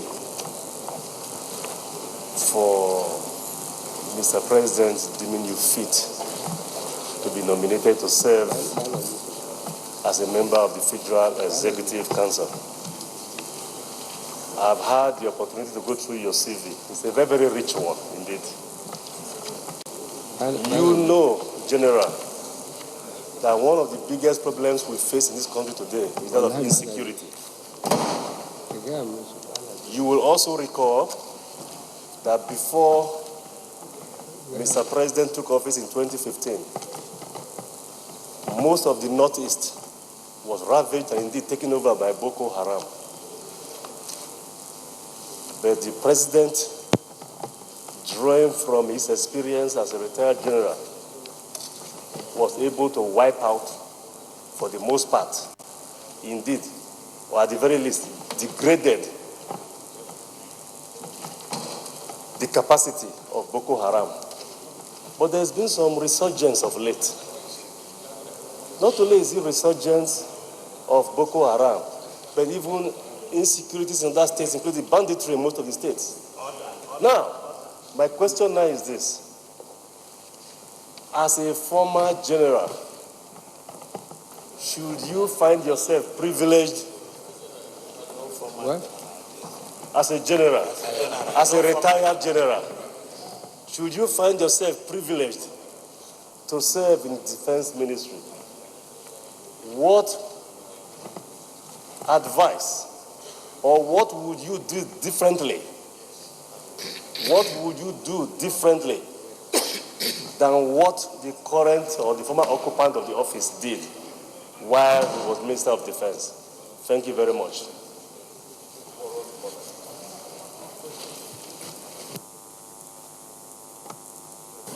Senate Leader.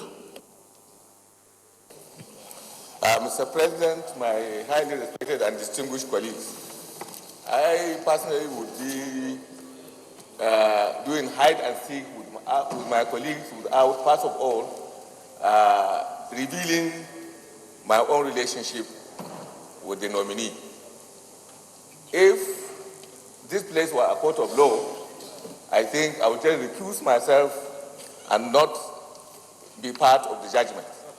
But it was not a court of law. This is a place where we tell the truth to each other so that we come to some understanding and a common position on issues.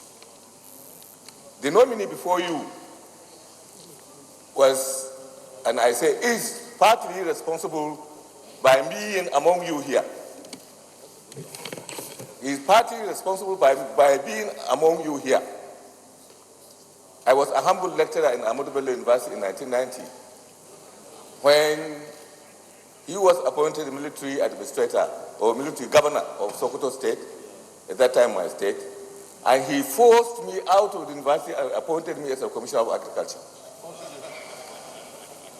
I had no other calling at that time than academic work.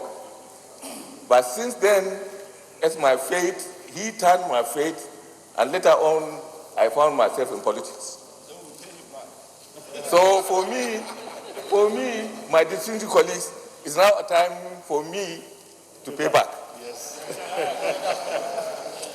my distinguished colleagues, Mr. President, my distinguished colleagues, here before you is an accomplished general and an infantry general and a good man. This is a man who has fought in the Civil War and commanded so many formations, was the commander of the Brigade of Guards, was commander of the 2nd Division, led the ECOMOG team to Liberia, did so many other military assignments, and has a lot of merit. So, without much, then you will look at his CV, you will affirm the position that I am taking. So, my distinguished colleagues, Mr. President, this is a candidate, this is a nominee, and one of the best that the President has nominated to join his cabinet. Therefore, I would urge my colleagues, without any prejudice to anything anybody might want to say, to please ask my friend and general to bow and leave the chamber. Chief Whip. My name is Oji Uzokalo. I represent good people of Abia North. General, how will you handle the issue of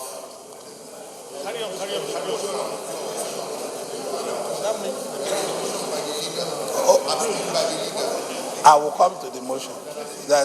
It's an appeal, it's not a motion. Act and order. I still do my work as Chief Whip. As an experienced general who is very, very competent, if you are put in the Ministry of Defense, how are you going to reduce the infighting among security chiefs? Because it's also diminishing the result we could have been gotten to be able to fight insecurity in Nigeria. Because the security chiefs, you are not hearing me? Not so much. As a general, how would the rivalry between service chiefs, because they are fighting among themselves. They are. It's true. They are disagreeing among themselves. Maybe I should use that language. How are you going to settle that matter? And also as a lawyer, which you are, how will your relationship between the judiciary and the military is going to be? Because I know you are a very competent lawyer also. I've encountered you as a lawyer in many places. So how are you going to handle the issue of insecurity in Nigeria? Because if God permits and you are given Ministry of Defense, how can you coordinate the services totally and advise Mr. President rightly to be able to solve this problem? Thank you very much. General, you can respond to the questions, please. Respond to the questions.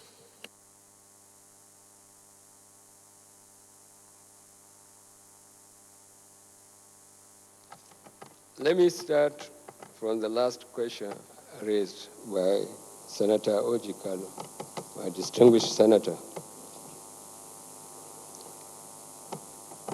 What I can say right now is to believe that the Nigerian military is operating under the Defense Pact and the enabling laws that govern the services.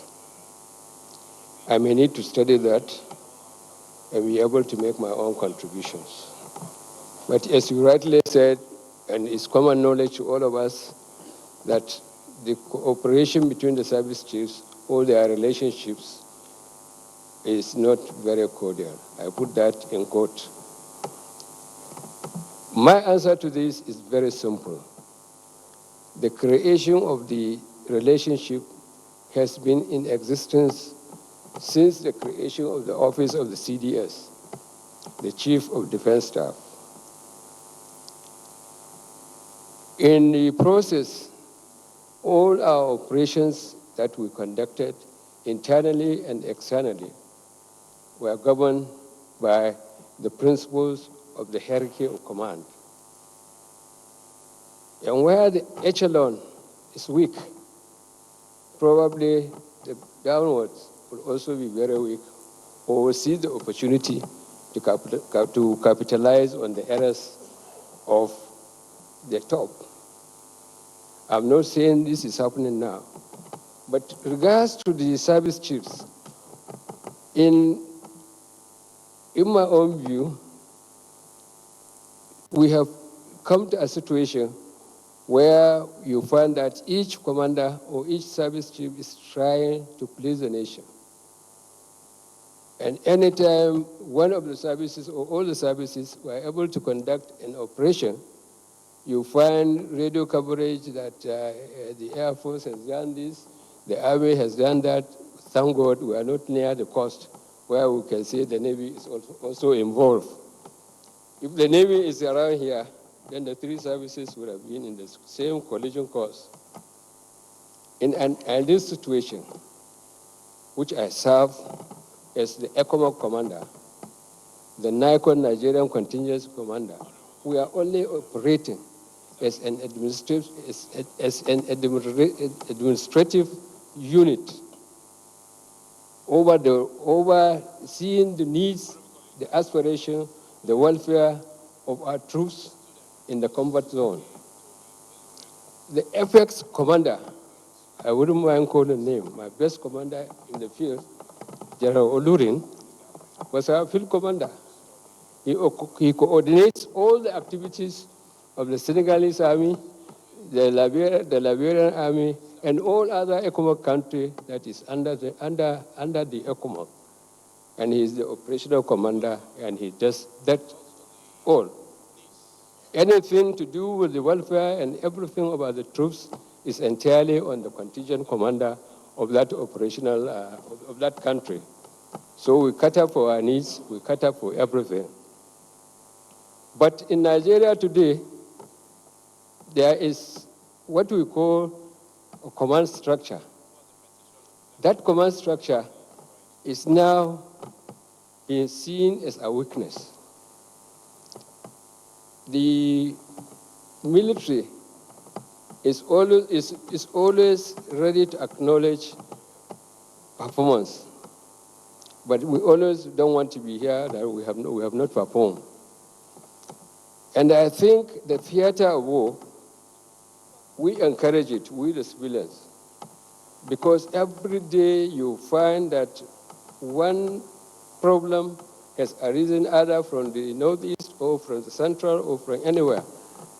And then you need troops to cover that area. We have almost disseminated all our forces. And I don't think the current structure is the true reflection of our manpower requirements in this country. We are only having divisions, probably by name, but I don't think they have the required manpower to manage. I am very surprised when you find operation be conducted single-handedly by a unit, by a service. What we do in operations is a combined operations, right from the platoon commander to the war, to even the commitment of a field marshal, if need be, is always coordinated in accordance with the speed and actions of troops in the field. They cater for the reinforcement, they cater for the operations, they change places where there is a terrain that is rugged and you need only the infantry should go. Where you don't have facilities to go in the referent area, you employ the special forces, mainly from the combatant units. These combatant units will certainly undertake the training, the task that is given them by virtue of their training and expertise. That is how we conduct operations. But today, as you rightly said, Kanu, which I think is a common knowledge, I can accept that, the service chiefs are curious or are trying to express their capabilities to the people who don't know the operational concept of troops. But I assure you, looking at the concept, the defense fact, the act that provided for all these things, I will assure you we will do our best to ensure a restructuring, whatever it can be possible for us to do, we will do it for the interest of the troops themselves, and then to secure our country properly with minimum cost and influence. General, I would advise that you try to be concise, because this is a security thing and almost everybody here wants to ask a question or the other. So try to be concise, but of course address the questions so that you take as many questions as possible. You can continue with your response. I think the question of Deputy Speaker, Senate President is also in line with the first. And I think what I will do differently is to ensure that rules are obeyed, procedures is followed, welfare is maintained, and every other thing that will make a troop to be happy and motivated to perform his role. I think that's how I go about your questions.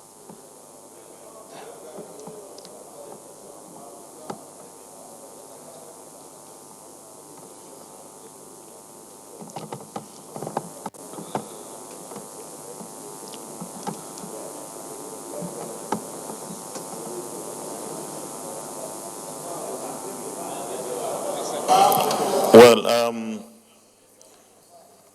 ordinarily, maybe some of is again one new thing we are going to face. Maybe for those that will be here next time, I think when you take security people, some of the issues would be better discussed in closed session. I believe that from the answers already given by the general, we know his capacity. And I want to assume that the motion on ground that he takes a bow has already gotten a seconder. So is it the view of this Senate that he takes a bow and go? Those in favor say aye. Those against say nay. The ayes have it. You know, you can take a bow.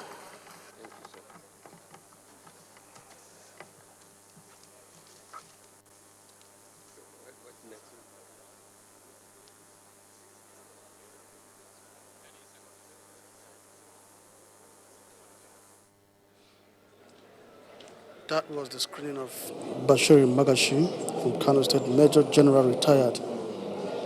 Well, he just took a bow, but before that time, some senators have made one or two comments, especially those who've known him too well.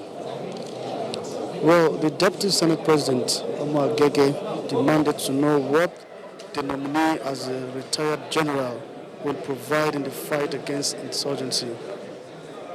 The Senate leader well, described him as an infantry general who has fought several wars and now believes that his nomination is one of the best done by President Muhammadu Buhari. Well, the chief whip also put forward some questions bordering on insecurity as well. But then the retired general, who is also a former ECOMOG commander, assured them that there is need for some restructuring and that certain decisions will be taken to ensure that our insecurity challenge is improved. But then the president of the Senate had to remind the Senate that matters of security most times are better discussed in closed doors. And so resolved, so to say, that he takes a bow and leaves.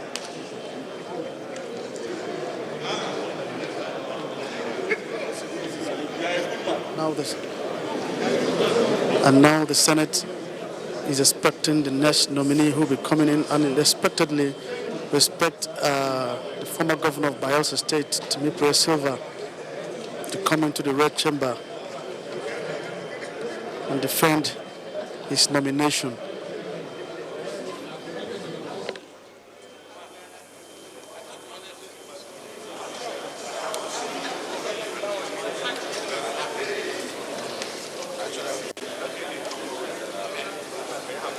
The president will still have time for one more person.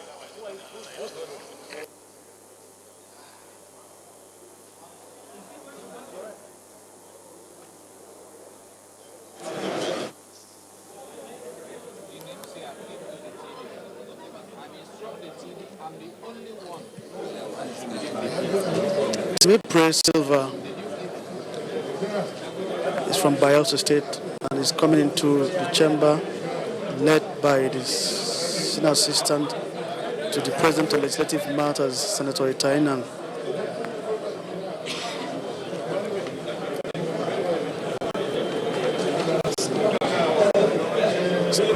Temipre Silva is the first, I beg your pardon, he had his first school leaving certificate at Jeremy Central School, Lagos in 1976. Before he now proceeded to Government Secondary School, Brass in 1981, where he obtained his general certificate of education, and then Bachelor of Arts in English from the University of Port Harcourt in 1986, and a doctorate degree in international relations from the University of Business and International Studies, Geneva.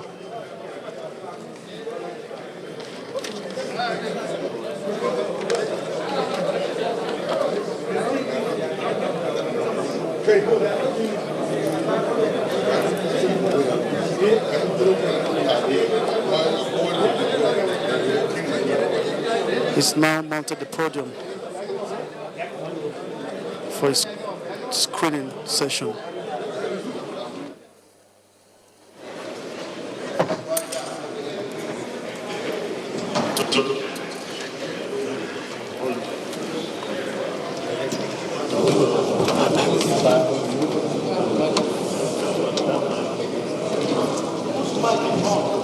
Distinguished colleagues, we have before us His Excellency Temipre Marlin Silva, the former governor of Bayelsa State, on the podium, the nominee from Bayelsa State. On behalf of distinguished senators, I want to welcome you to the Senate chambers. And we are already in possession of your CV, but you are at liberty to emphasize on some of those things in the CV that you think the Senate should take a special note of. And of course, if there are any other things that are not in the CV but will be important for the Senate in this screening exercise, you can talk about them as well. It's an opportunity to address the Senate, and I invite you to do so. You can speak to the Senate. Mr. President of the Senate of the Federal Republic, the Deputy Senate President, our leader, the leadership of the Senate, let me specially recognize the senators that represent me from Bayelsa State, Senator Biobarakuma Degi Aremiayo, Senator Doye Diri, and Senator Eru Jakpo, and also recognize every distinguished senator here. My name is Timipre Silva. I was born 55 years ago in a tiny island community in Bayelsa, at the bottom of the Nigerian map. I always tell people that if you are standing on the shore of the Atlantic Ocean by my village, and there is nobody after you, you are probably the last man standing in Nigeria. I started out my political career on the legislative corridor.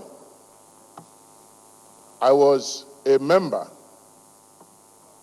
of the Rivers State House of Assembly in 1992.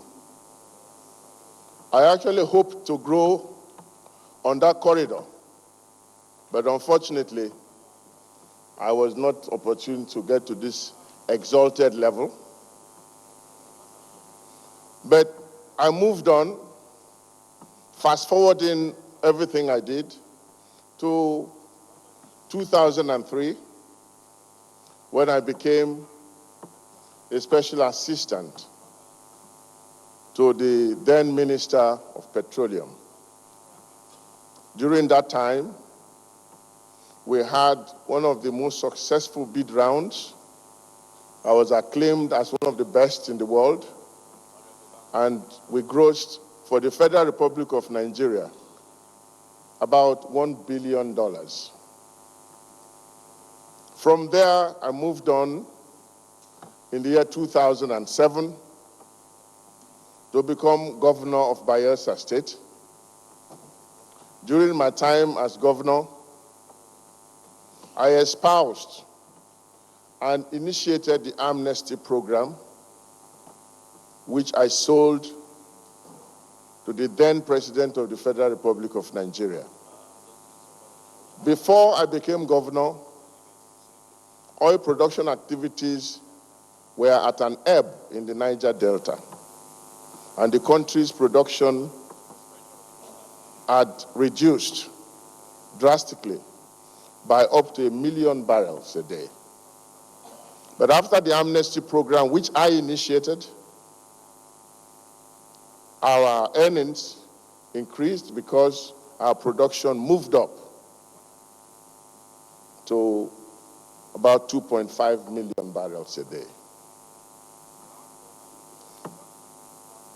Presently, I am chairman of the Nigeria Maritime University, or KRENKOKO, and also chairman of the Oil and Gas Free Zone Authority.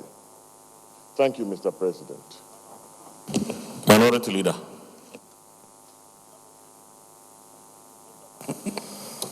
Thank you, Mr. President of the Senate of the Federal Republic of Nigeria, sitting as the chair. What is good for the goose is also good for the gander. And therefore, since we bent backwards to accommodate a member of the House of Assembly, which decision we will still have to revisit. Today, I plead that we also bend backwards and give to another loanee from the PDP.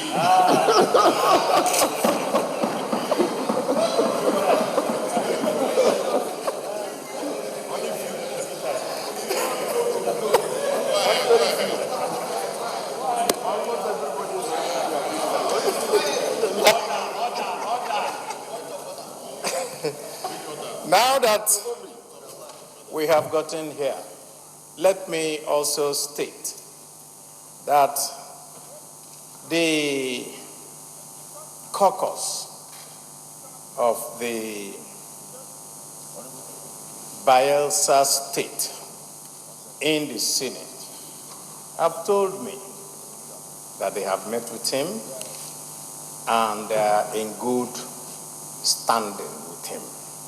And I also was informed this morning that the state government has even gone ahead to congratulate him as their son and as somebody who has the PDP DNA.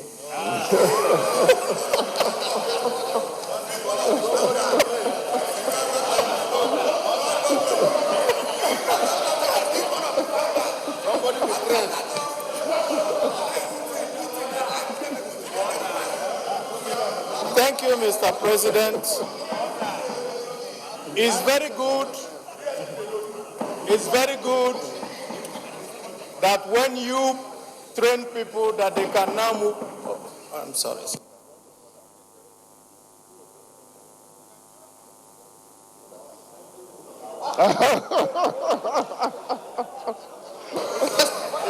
Let me round up. Let me round up by congratulating Chief Timi Pire Silva and stating what I stated yesterday. The Niger Delta region is very crucial to Nigeria.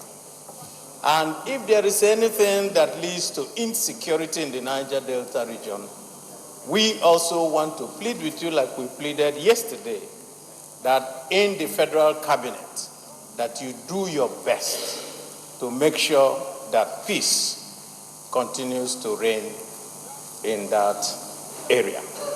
I so submit. Senate Leader. Thank you, Mr. President. My distinguished colleagues, I have the privilege of fully endorsing the position that has been stated by the minority leader, minus the innuendos, because I do believe, that Governor Tim Silva was one of the founding fathers of the APC. I have gone into his documents and found the earliest membership card that I also possess of our party, which was dated 8th February 2014. That was when the APC as a party was formed. Therefore, the antecedents of Timi Pire Silva in the PDP has been erased by this particular receipt and membership card. Without much ado, Mr. President and my distinguished colleagues, I agree with the minority leader that what is good for the goose is also good for the gander.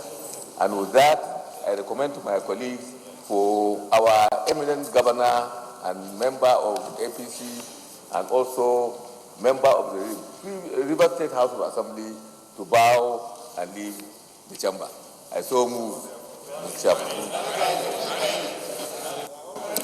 Well, thank you very much, our leaders. Before I put the question, let me also remark that what the governor of Bayelsa State has done and what the caucus of Bayelsa State in the Senate did show patriotism, desire to work together to make not only Bayelsa develop and be peaceful, but take Nigeria to the next level. This is a shining example of what our politicians across the country should be doing. We are supposed to serve the same people, regardless of our political platforms. As for the Loni syndrome, I think the minority leader feels really threatened. I pray that you don't turn into a Loni yourself one day, and we'll surely remind you if you do. But let me also congratulate the nominee himself for also working hard to ensure that there is peace, there is tranquility and stability in Bayelsa State. So with these remarks, let me put the question now. Those in favor of the motion that the nominee takes a bow and go say aye. Those against say nay. The ayes have it. You can take a bow.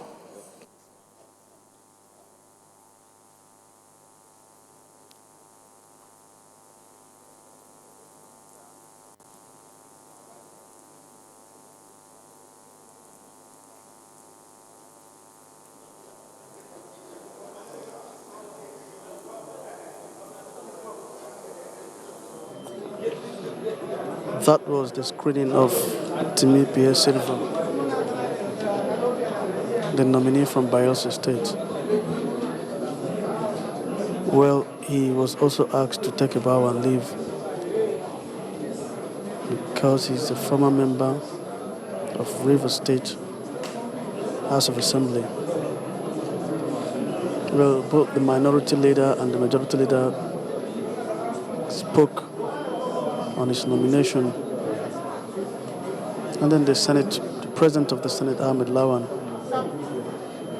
also commended the Bayelsa State caucus in the Senate and the state governor for their open support for the nominee,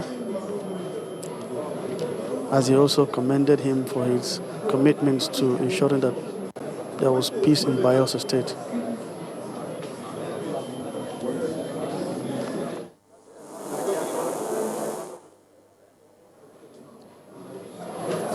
At the moment, the Senate has screened 5 nominees.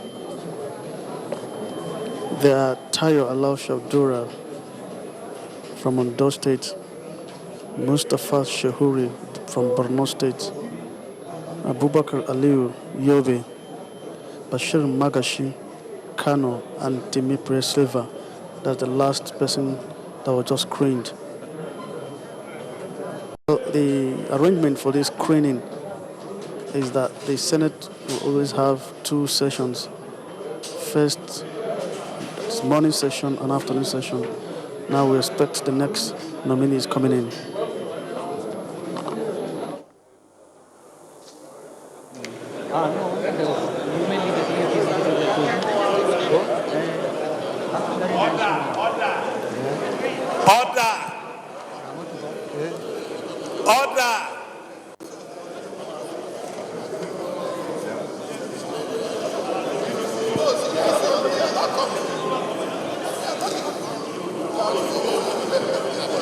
Senator Mobo should take your seat.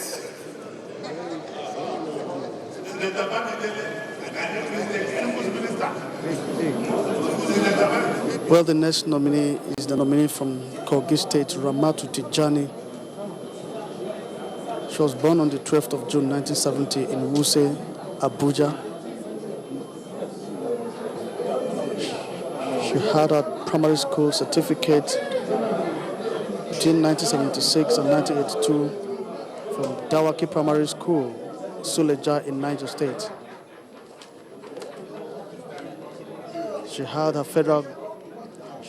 West African Examination Council certificate from the Federal Government College, Mina, also in Niger State, between 1982 and 1988, before she proceeded to the Ahmadu Bello University, Zaria, where she had a certificate of remedial studies. She also had a Bachelor of Urban and Regional Planning from the same Ahmadu Bello University, Zaria. We have before us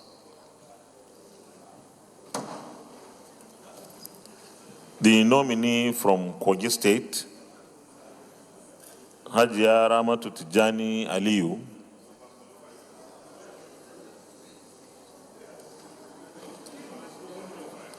I want to, on behalf of the distinguished senators, welcome you to the Senate chambers. We already have your copies of your CV, but you can still highlight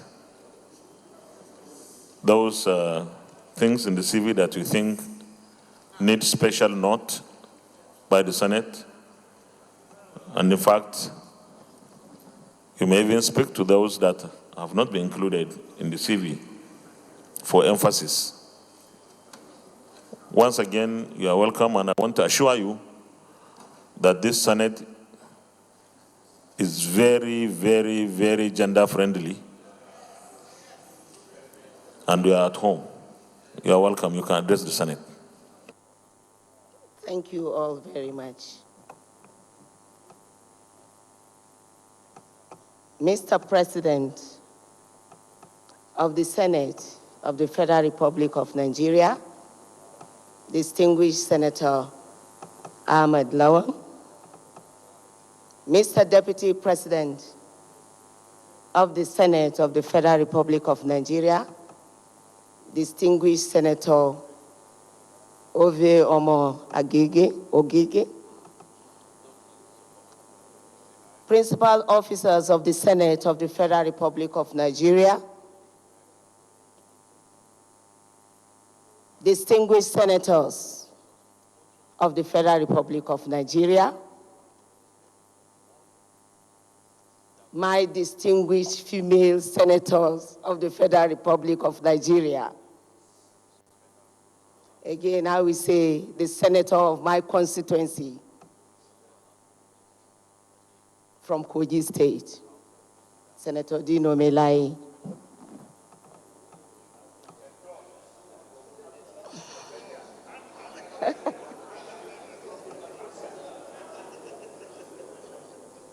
I am privileged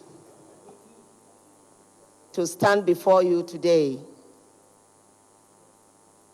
this August Senate of the Federal Republic of Nigeria, by the will of the Almighty and the confidence of President Muhammadu Buhari, the President of the Federal Republic of Nigeria. Distinguished Senators, sir, I am Ramatu Tijani Aliyu, a town planner by profession and a politician by vocation.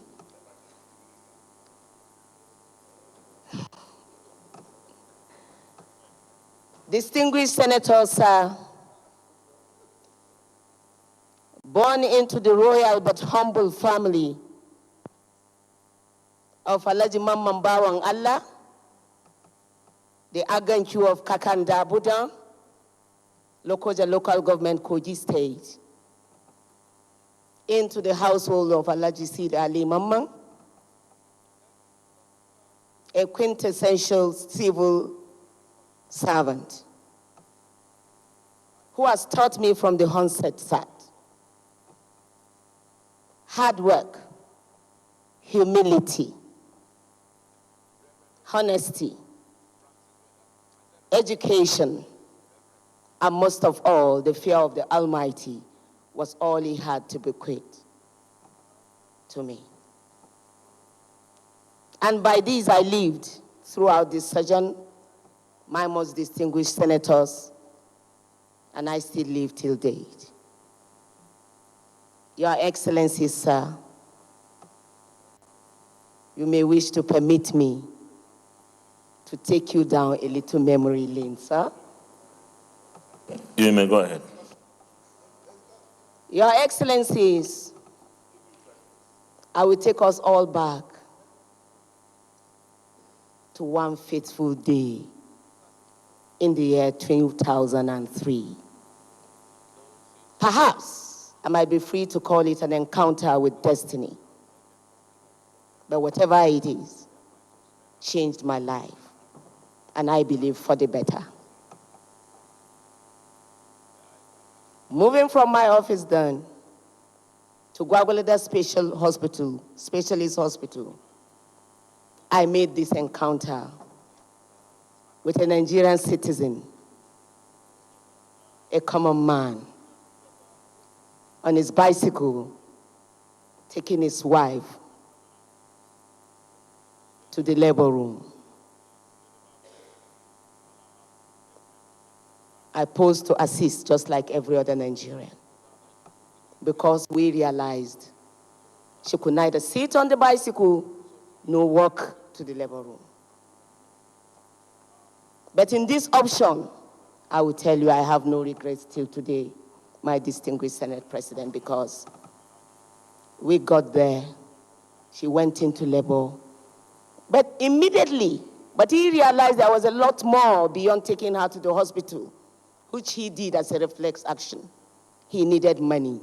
He didn't even carry. He was in a rush. The system said you had to get a card, you have to pay. He needed somebody to stay with the wife. He needed to pay. He needed to source the fund. We became family because we had to stand in there. Let me cut this story short, distinguished Senate President, sir, and distinguished senators. She had this baby, but a stillbirth. The baby she took in and the wombs for 9 months. Very touching. In this agony, after discharge, we took her home to a suburb called Dagiri of Gwagwalada Area Council again. We were welcomed into this squatter settlement, I will call it. Then greeted us was what they call a home, and to most average Nigerians, that still serve as home. A structure constructed or made of a leather, both skeleton and roof, then the frame of bamboo. We were touched again. Then I realized there was a life other than that which I lived. And I realized that there was a lot more besides certificate that we can selflessly do as citizens of this nation to give back to the society, to this great nation, that which we've been privileged to have, Mr. Senate President, sir. Not only seeing that, but in getting into the room, the bed was just the bare mat. In this agony, she sat with relatives holding her as she wept. Welcoming her was the hot water.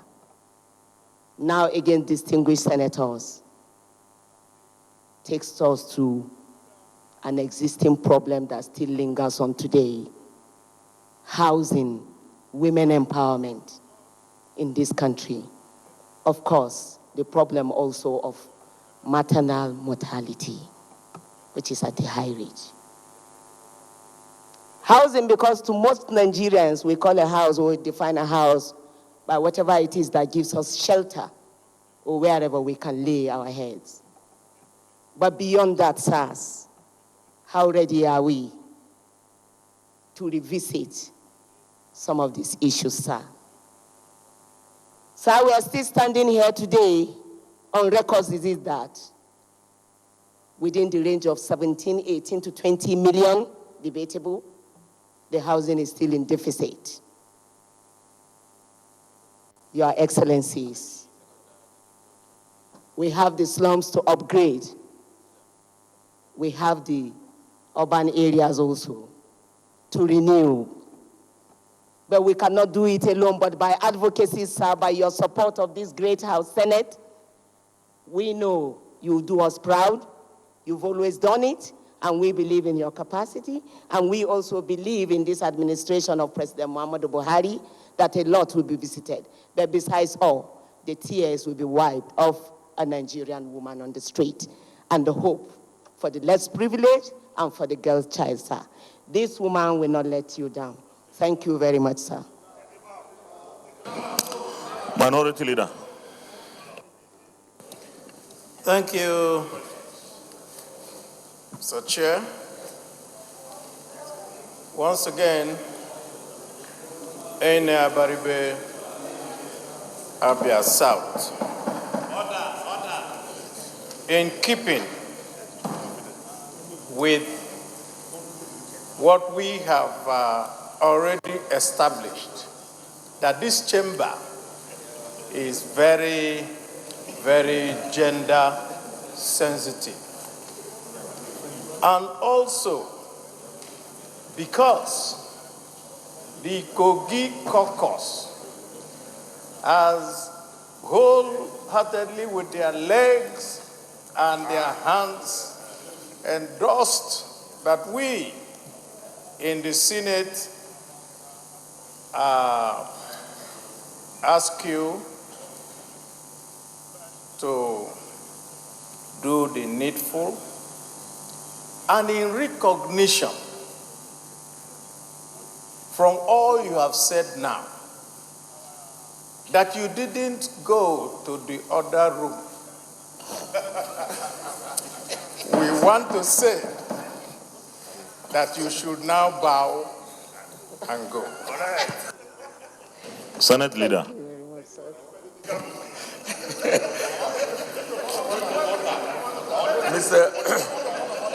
Mr. President, sitting in the chair, my highly distinguished and respected colleagues, I do endorse the position that has been put in place by the minority leader, that a recognition of the gender sensitivity of this Senate, and also in recognition of the high caliber of person of the nominee that is before you. I have gone through the CV of the nominee, and from the eloquent presentation that she has made, you can see the rendition of her experiences is coming from both her head and her heart. Mr. President, sitting in the chair, my distinguished colleagues, I endorse the position of the minority leader that this dutiful and highly intelligent lady, beautiful,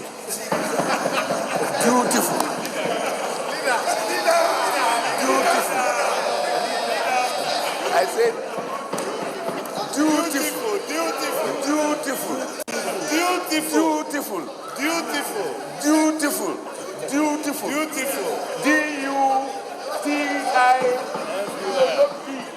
Order. This beautiful. Well, Senator, do you know my life?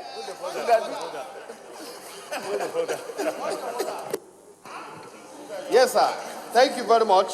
I want to come under order 53.6. With your permission, I read.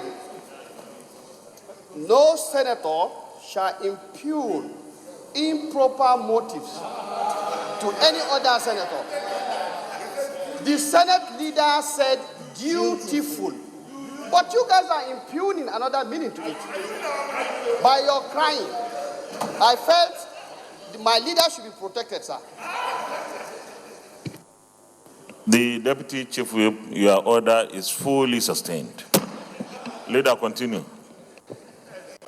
Thank you, Mr. President, sitting in the chair, my respected colleagues. All I'm trying to conclude is that in keeping with the traditions, fine tradition of this institution, this highly intelligent lady should be allowed to come and bow and vacate the chamber. I so move, Mr. President. The colleagues, thank you very much, leaders. Before she takes the bow, let me say that this Senate is and will remain gender sensitive. We have not many, in the Senate, but high caliber, high quality, and performance. Between yesterday and today, we had two great ladies who addressed us. And I'll be speaking the minds of everyone here that they have given a very good account of themselves. In fact, we don't clap in the Senate, no chair. Otherwise, we would have chaired those two ladies for the great performance they have put. We wish those ladies who have been nominated and who will be ministers by the grace of God all the best, and they have a home in this Senate and in the National Assembly. We will support you all the way in your given assignments. You can now, before you take the bow, let me put the question, and of course we know the answer. Those in support of the motion that the nominee takes a bow and go say aye. Aye. Those against say nay, the ayes have it. You can take a bow. Thank you very much, sir.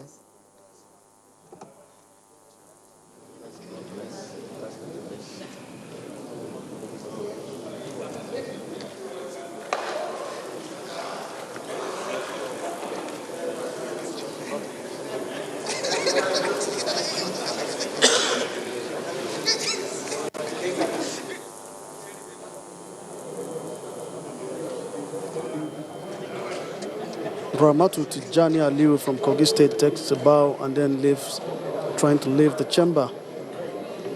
She is the second female nominee to be screened by the Senate. It is the position of the Senate as well to be gender sensitive, and therefore it resolved that all female ministerial nominees will just come in, present themselves, make one or two clarifications or submissions, or one or two things they think the Senate should know that is not contained in the document they submitted, and then take a bow and leave.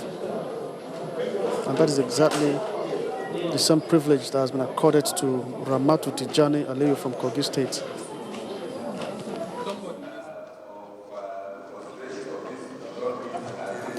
After a period of 1 hour, when we resume to continue our business, I so move. 2 o'clock. 2:30.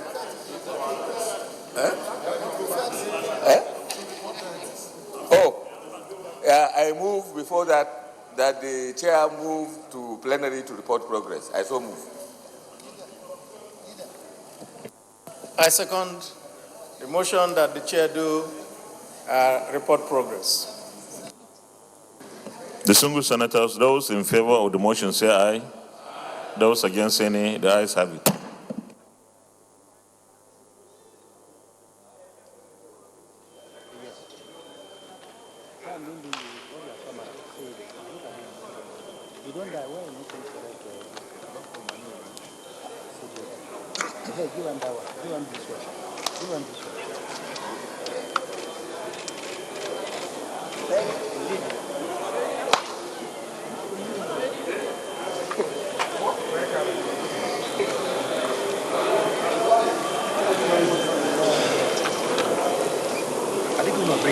Yes.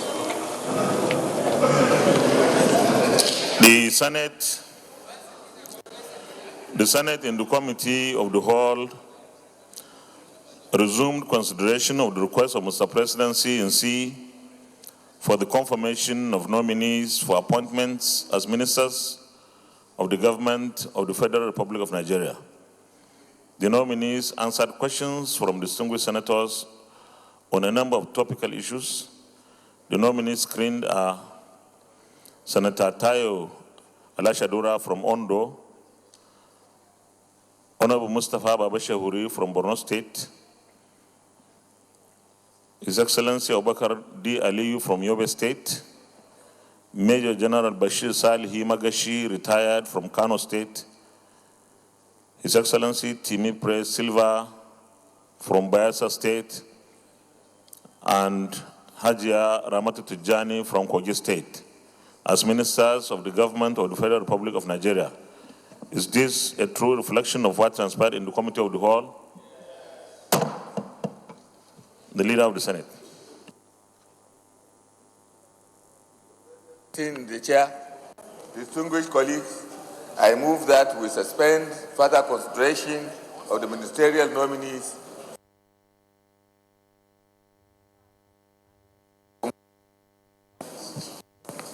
I rise to second the motion ably moved by the Senate Majority Leader. Those in favor of the motion say aye. Those against say nay. The ayes have it.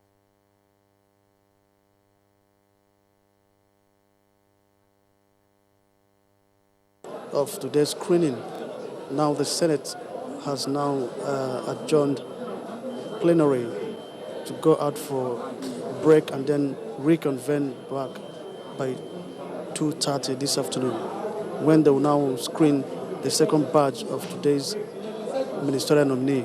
I am Ignatius Nko, and on behalf of our Offside Brokers crew, we'll say bye for now. We'll now join our studios to continue with the program for today, but by the time the screening commences, resumed by 2:30, we'll still link you back so as to follow with the screening.